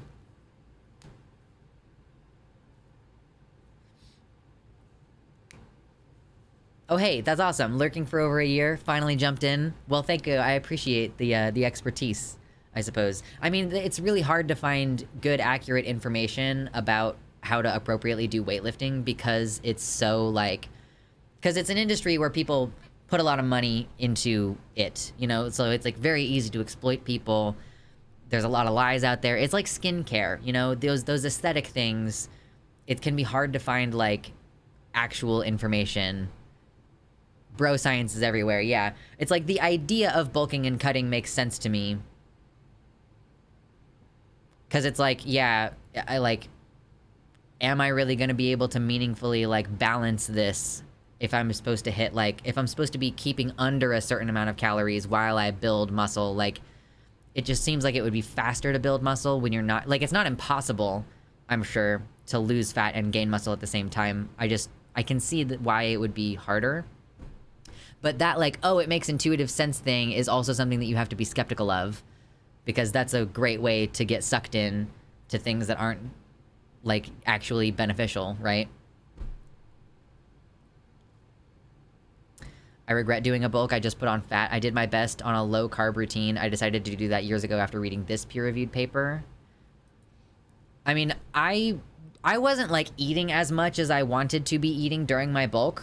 So I did put on some fat, but I put on a shit ton of muscle. Like, definitely. Ketogenic diets may be useful in sports. Gymnasts gained lean muscle mass. No, that's... Listen, I want to be very explicit. I am not trying to gain lean muscle mass while losing body fat. Like, to be very explicit, I want... Like, I can't show you my muscles right now because it's... Listen, baby, you have to pay for it. But... Like, I want big muscles. I want, like, glamour muscles, basically. Not lean body fat. Like, not lean muscle mass.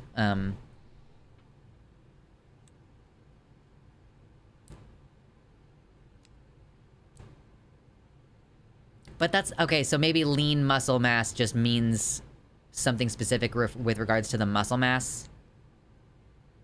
As opposed to, like, lean... appearance. But also, like, gymnasts don't try to get bulky. I thought that was part of the point. Is that gymnasts don't get bulky. I need to start working out again to have more shoulders. I know. My shoulders are, like, not shaped the way that they should be because I was doing pull and not push on all of my shoulder exercises. So now I'm doing, like, push-ups again. Anyway... Distraction. Distraction.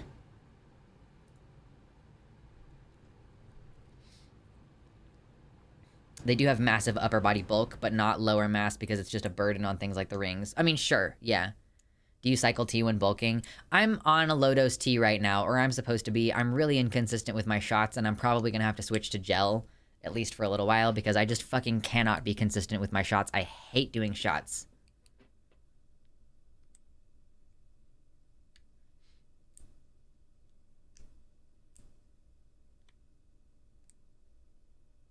So yeah, I guess I should research it a little bit more, but like my idea right now is that I'm supposed to be doing... I mean, part of, like, so for me, it's not just about bulking and cutting, it's also about, like, switching your exercise shit around. So, like, if I'm going to the gym and I'm pushing big weights, you know, that makes sense. Like, I want to have more calories than I might explicitly need to make sure that I'm gonna be building that muscle, right? But, and like, you don't want to bulk all the time though, because then you'll reach like a plateau. So you have to switch your exercises around, right? So I'm basically like, I'm doing bulking and then I'm switching to like calisthenics. And while I'm doing calisthenics, I also am supposed to be doing cardio. Yeah, I haven't gotten my Nabito shot in literal months, yet the effects still seem to be progressing. Bless the 3-month T-shots. That would be lovely. Yeah, I'm gonna have to go to a daily model of doing gel, I think. That's the only fucking way. I'm not gonna watch the Humanist Report. I'm familiar with it. I'm not gonna watch it, though.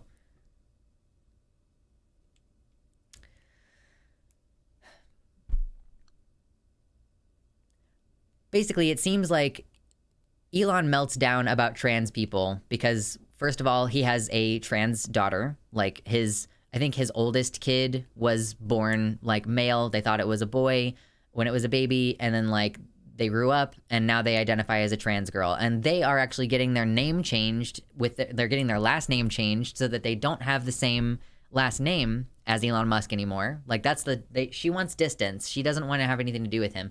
And then additionally, it seemed as though not only did Elon Musk get divorced on by Grimes, but also it seems that she was dating Chelsea Manning. So like he got dumped for a trans woman, and his daughter came out as a trans woman. Like, didn't he disown the kid? Yeah, I'm not totally sure. But yeah, Musk is also an unfortunate last name anyway.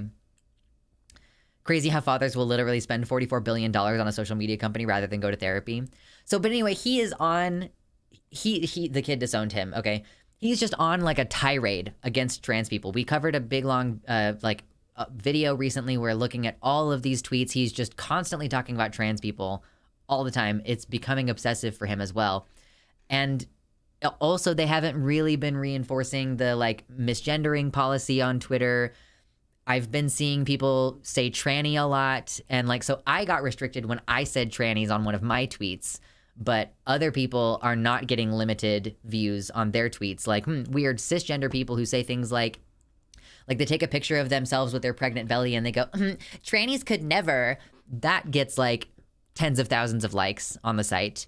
But I started replying to someone in the replies and someone said like, that's, an ugly woman or whatever, or like something, and like ugly women be doing it. And I was like, yeah, trannies be doing it. Like, let's keep it consistent. And my tweet got limited, but the one that like I was responding to had like 10,000 likes. So the website has been going downhill quite a bit. It's been going downhill for a while. And now it's explicitly true now that they are going to start going after people for using the word cis, it seems. Do I not have it? Oh, yeah. So here we go. Repeated targeted harassment against any account will cause the harassing accounts to receive, at minimum, temporary suspensions. The words cis or cisgender are considered slurs on this platform. Like, these words are just used to delineate trans people versus non-trans people. They have a root in, like, chemistry. When you, like, trans means on the other side. So that's why we use transgender to have to do with trans people. Like we say, your gender is on the opposite side from the one that you were assigned at birth. Like, that's the original meaning of the term, okay? And cis just means on the same side. We use these terms to describe the behavior of the placement of atoms within a molecule, like the placement of atoms. Yeah, atoms and like the electron field within, transatlantic flights, which means like across the ocean, like transatlantic. Like Elon, what word are people supposed to use then? They're calling it a slur, cisgender, this completely value neutral term. And I think it's because we use the term cis to be like, we use it because we're talking shit about the concept of being cisgender. Like, wow, these fucking cis people, blah, blah, blah, blah, blah. Like, these cis people are being so rude. These people don't understand. Like, cis men do this, cis women do that. It has like a negative connotation sometimes online, in the same way that white sometimes has a negative connotation online, saying like, oh my God, these white people are being so insensitive. But we're not turning white into a slur. Although I guess like Twitch did decide that cracker was a slur, so we're trending this way. Gonna start calling them straggots. True. And it's like, would they prefer being called non-trans, like trans women and non-trans women? Do we think that they would be any happier with that? I mean, the answer is no, because the whole point, and I've been literally having this argument for years and years and years. I've been having this argument. They want to position themselves as normal. Call them boring women. Yeah, they also say that TERF is a slur. Exactly, and they came up with the term TERF, so that's stupid.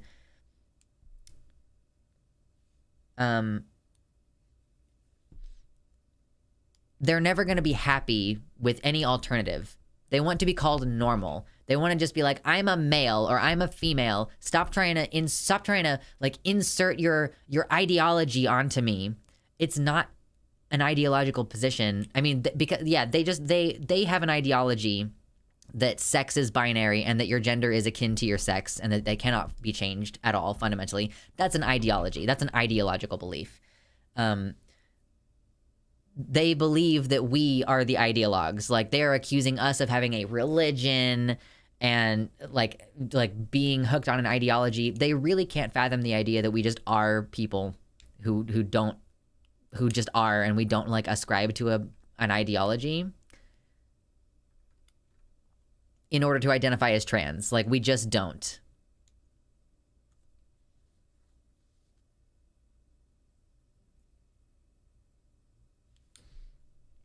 If TERF is a slur, then the word racist is a slur, I guess. Yeah, like, being called racist is also unpleasant and something that they're offended by, you know? Like, something being offensive isn't what makes it a slur.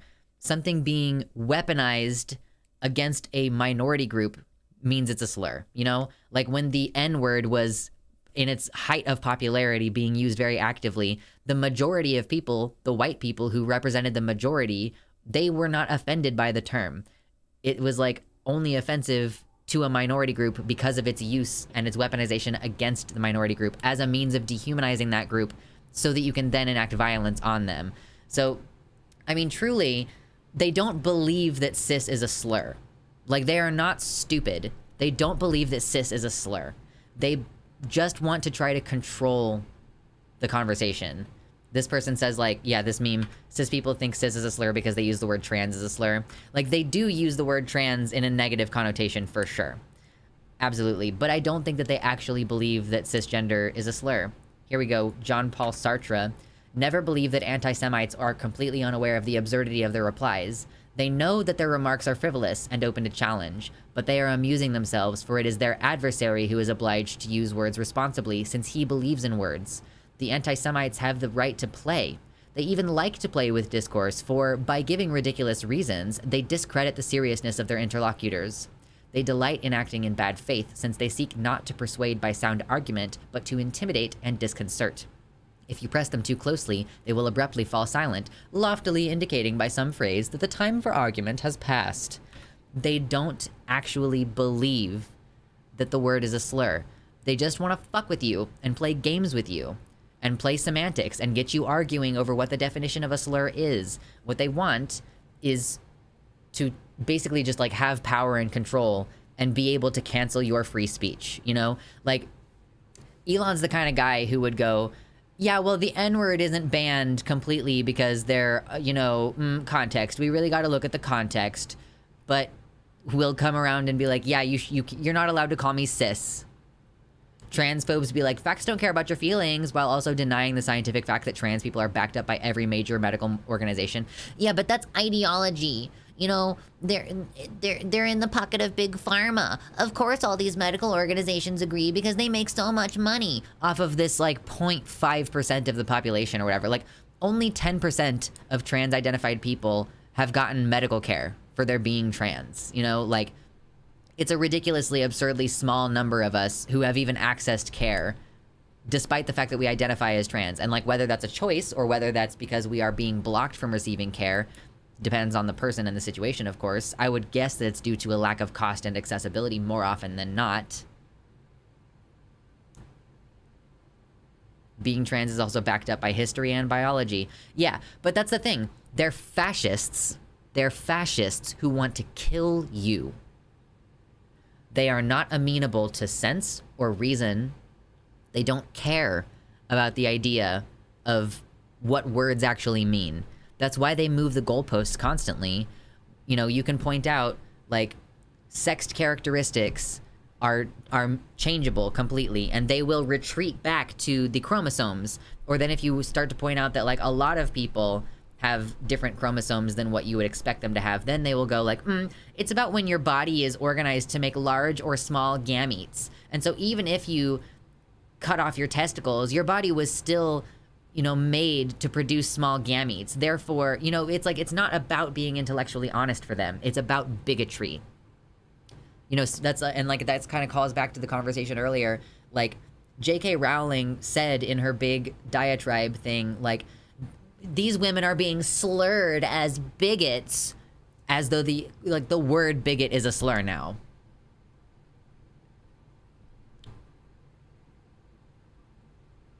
Evolution was called ideology too. The world being round to this day is called ideology. It's so fucking stupid. They don't care about the truth. That's the thing. Is like we keep appealing to these statistics, and like they appeal to statistics, but they're not doing it because they care. They're doing it because they know that somewhere out there is someone who cares about the statistics. But it doesn't matter what you show them, they're gonna find some reason to ignore what you've sent them. It doesn't matter. Under that premise, my husband is not a man. Now I had him snipped. But it's the thing. It's about what you were born with. So even if you have a vasectomy, or even if you literally remove your testicles, well, when you were born, your body was designed to create small gametes.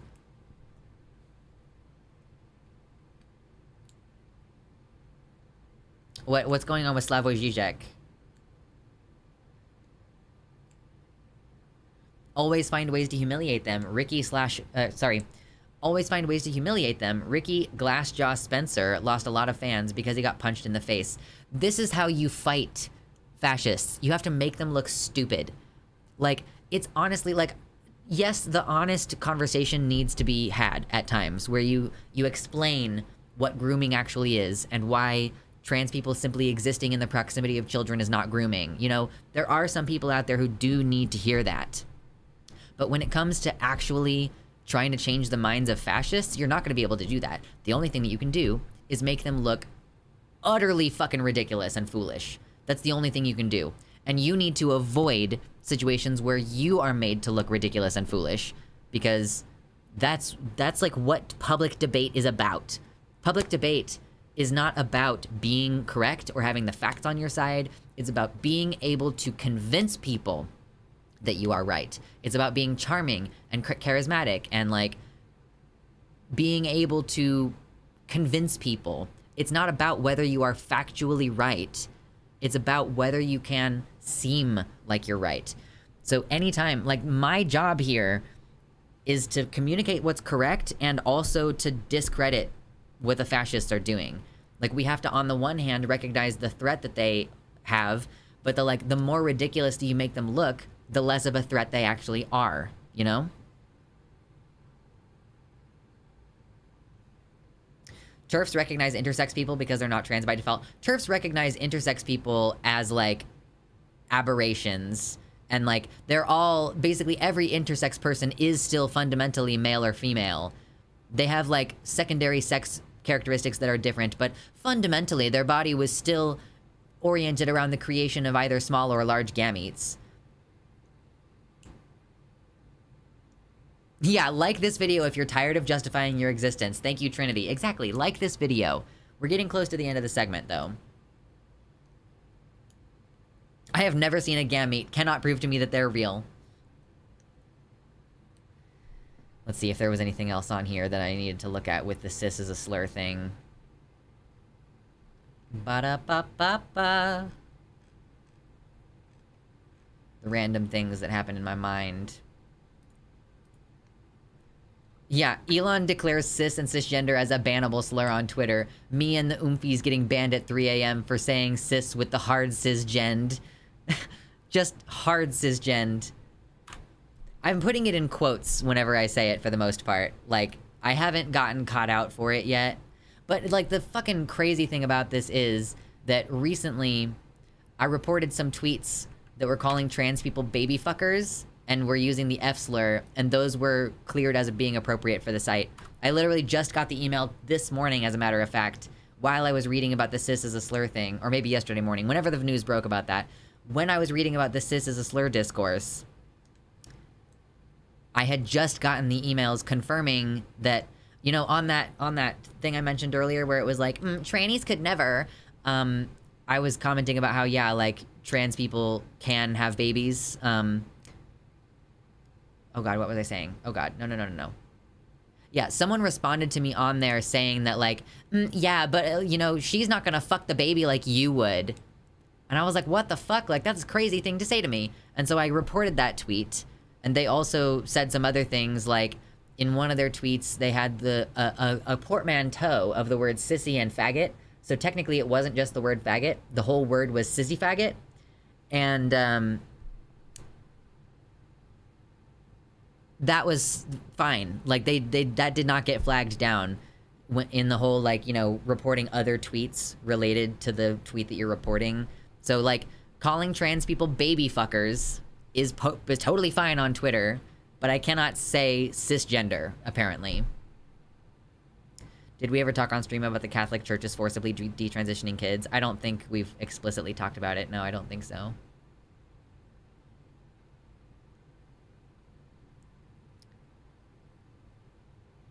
I remember Nominal Naomi had a debate where she pointed out a type of intersex people that can be induced to produce either large or small gametes, and the guy just could not wrap his head around it. Yeah, like if you have ovotestes, I assume that is, like, the idea is that you could produce either large or small gametes, and they're gonna be like, well, that's such a small percentage, it doesn't count. You know, the exception doesn't break the rule. Whatever, it's so fucking stupid. Like, they're so committed to imposing their ideology onto the completely, like, categoryless facts of biological nature. Yeah, the question is, how is Elon gonna enforce this new rule? He fired basically the entire moderation team. I don't know. Maybe he's gonna personally go through and suspend all of the trannies.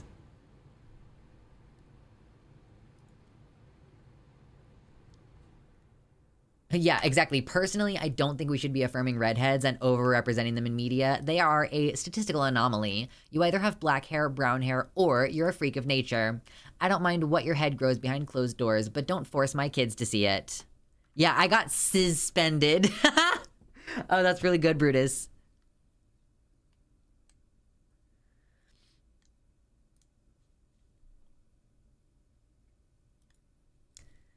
So Twitter is just not a friendly platform to trans people. It's already impossible to...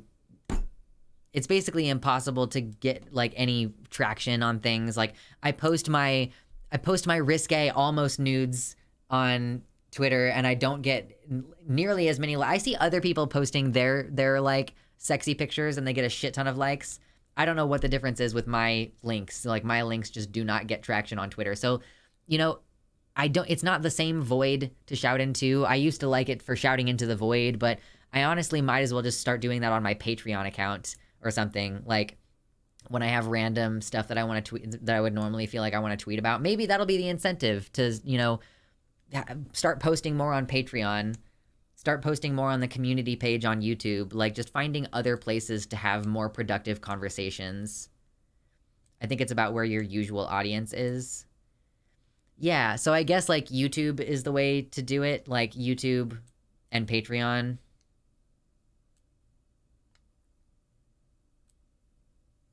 Yeah, I can't read this article because it's on WAPO. And my, I don't have a subscription, and this thing that I was using doesn't work. Like, I cannot read shit from Washington Post. It's awful. I hate this website.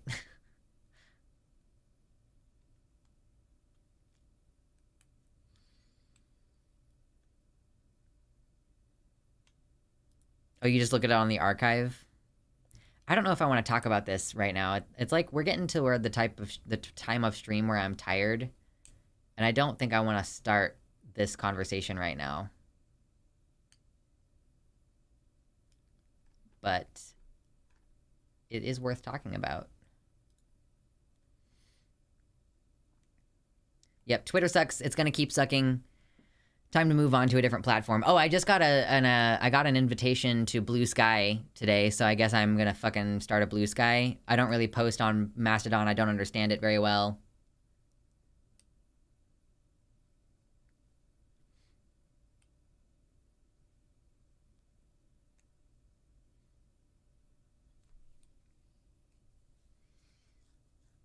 Thanks, Elon, for, like, ruining one of the best places to just kind of have open conversations. Like, the idea that you can get in touch with anyone on Twitter. It's ruined by the fact that now, because I don't pay for Twitter Blue, my replies don't even show up on people's tweets.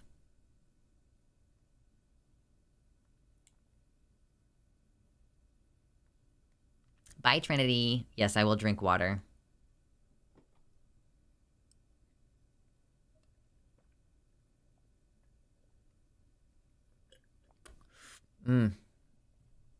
Yummy. Oh my gosh. I think I'm done talking about serious stuff for the day. Or I don't know. I think I had like a couple other things that we could like glance at really quick, but I don't have a lot left serious topics wise. Let's see.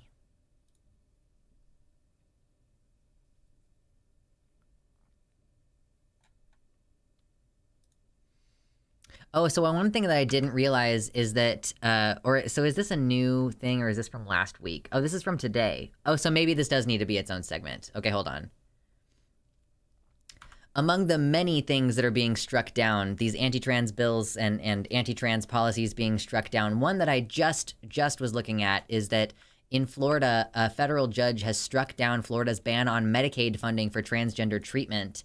This was one of the things that was really distressing about like everything happening in Florida is that they managed to circumvent the democratic process in a way. They didn't make it explicitly illegal for adults to access transition care, but they did say, well, the Board of Medicine has decided that actually you don't have the right to access this care. Like it's not real medical care, so we're just not going to cover it on Medicaid. So every adult who was using Medicaid insurance in order to get their hormones, like they were just cut off. They were just blocked completely. They were just totally cut off. And that was months ago. And now finally, a federal judge on Wednesday has struck down the Florida rule championed by Gov. DeSantis, restricting Medicaid coverage for gender dysphoria treatments. Gender identity is real. The state admitted it. Judge Robert Hinkle wrote in a 54-page ruling. So a Florida health code rule and a new state law violated federal laws on Medicaid, equal protection, and the Affordable Care Act's prohibition of sex discrimination. So I don't know if this was just a facet of all the other things that got knocked down and that this was just one that I didn't catch before. But yeah, he said that a Florida health code rule, said that they are invalid to the extent that they categorically ban Medicaid payment for puberty blockers and cross-sex hormones for the treatment of dysphoria. He said that Florida had chosen to block payment for these treatments for, quote, political reasons, using a biased and unscientific process that, quote, pushing individuals away from their transgender identity is not a legitimate state interest. So that's great to hear. Yeah, like, harsh language echoed that from his ruling 2 weeks ago over a law that bans trans minors from receiving puberty blockers. So yeah, Hinkle, this is the second Hinkle win. Was appointed by Democratic President Bill Clinton, issued a preliminary injunction on that previous law. So this is like, if you're on Medicaid in Florida, you can receive your care. I mean, assuming that assuming that you get, oh my God, my brain. What the fuck, dude? Is the Ritalin wearing off? I'm so done with stream right now. Like banning this for adults was just really beyond the pale. And so now, like, yeah, they're not going to have the consent forms. They made up some new thing where they need those new consent forms. Yeah. And so that's obviously still going to be difficult. I think that these people who were kicked off of the hormones for Medicaid, they might not be able to access a bridging prescription if they have had a lapse in care. Like if they have an ongoing prescription, they can keep the ongoing prescription right now. Or I guess there was an injunction on that. Holy shit, there's so much stuff happening and it's so fast.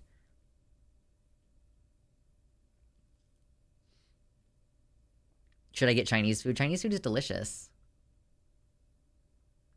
So Hinkle addressed the issue of whether gender-affirming treatments were medically necessary and noted that trans people have higher rates of anxiety, depression, and suicide compared to the general population. So yeah, Florida win. Like this is what I was saying earlier about the Supreme Court is there are so many different cases and so many different types of attacks on trans rights. Excuse me. That we might end up having like a bunch of these laws all get zucked down at the same time, essentially. I don't think we're gonna make it to the stream goal today, guys. I don't think I'm gonna get to flex for you. That's a bummer, but oh well. So maybe let's go ahead and start winding down, because, yeah, I'm feeling like I'm ready to start chilling and doing other stuff soon. But I will do a one-card tarot reading, since people were into that before and someone was asking about it recently. Still think it's best to move. Get the fuck out of Florida. I will give you $3 if you talk about the Nintendo Direct. What is there to talk about? What about it? What about Nintendo Direct? June 2023 Nintendo Direct. Let's see. There's a new side-scrolling Super Mario game, Super Mario Wonder. Cool. Super Mario... Ooh, Super Mario RPG is getting a remake. Oh, I gotta tell my partner about that. Oh, I bet he's gonna love that. The cult classic SNES game, Super Mario RPG, is coming to the Switch, and it's getting a chibi makeover in the process. The game, which curiously doesn't have the Legend of the 5 Stars subtitle, Legend of the 7 Stars... blah blah blah. The remake will mostly be visual changes. Yeah, so I did not play Super Mario RPG, but I did play Super Mario Bowser's Inside Story, which is quite similar to Super Mario RPG. So that's cool. Wario likes to move it. Okay, I don't know what the fuck that's about, but cool. Detective Pikachu, that's neat. Pokemon is getting some fresh style. DLC for Pokemon Scarlet and Violet will add some new Pokemon trainers and threads. I never beat that game, and I have no desire to do it. Paid $3. Oh, cool, thank you. It didn't show up on the stream thing, but that's okay. I will believe you. Was there anything else cool? Like, was there anything else, fun about Nintendo Direct? Or was that basically it? I wasn't expecting any big news from Nintendo right now anyway. But I'm excited about Super Mario RPG. That's very fucking cool.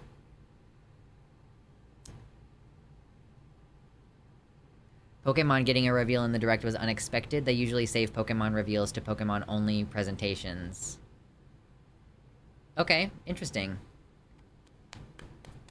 So let's do a one-card tarot and look at that before we exit stream today. And then we will adjourn. And then I have so much shit to do this weekend. Just a reminder, everybody, there's gonna be Virtual Pride on Saturday. I'm supposed to be on at least one panel, and we're gonna be doing, like, gaming from 6:30 Central until, like, 9 p.m. Central. And then there's gonna be an 18+ After Dark stream with, like, sex workers on it. There's gonna be, like, a POC queer people panel specifically. There's gonna be a disability panel specifically. So it's gonna be like, if you can't go to Pride because COVID is still out there, or because it's too hot, or it's not safe where you live, Virtual Pride, okay? And then on Sunday, Demon Mama, so on Sunday, we are gonna be streaming as per usual, I believe. And then Demon Mama is having a big call-in stream, and I'll probably call into that later on in the day after my stream. So it's gonna be a busy fucking weekend, basically. Have fun joining us. Okay, so we have the moon in reverse position. That is what I just drew. The moon in reverse position. The moon. I'm trying to block off the light a little bit. So this is what she looks like upright.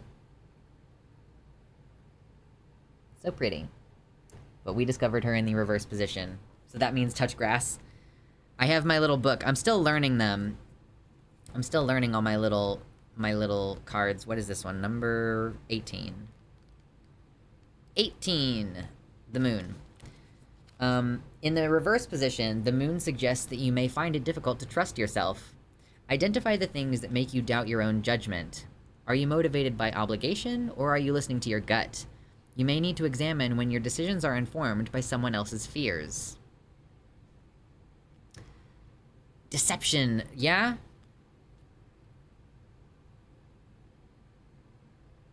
So the moon in the upright position is the card of dreams. So upside down is like, you're having a difficult time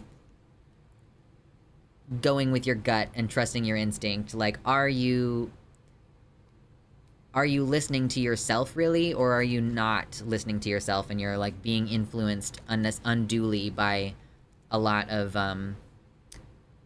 forces around you, I guess is kind of the idea behind this card. So, you know, we gotta have, like, community solidarity and decide for ourselves what we're gonna fucking do, I guess.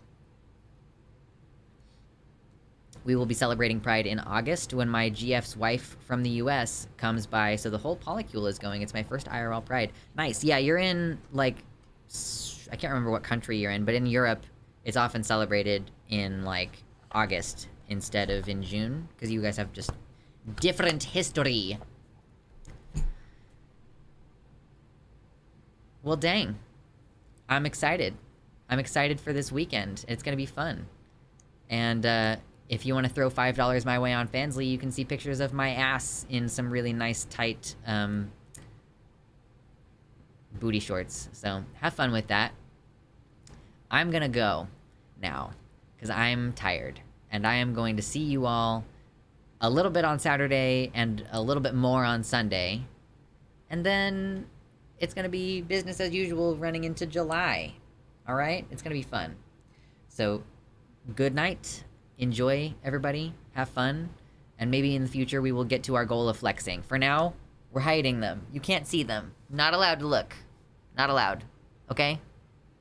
Not allowed. Scandalous. My lewds. Be bad and get caught. True.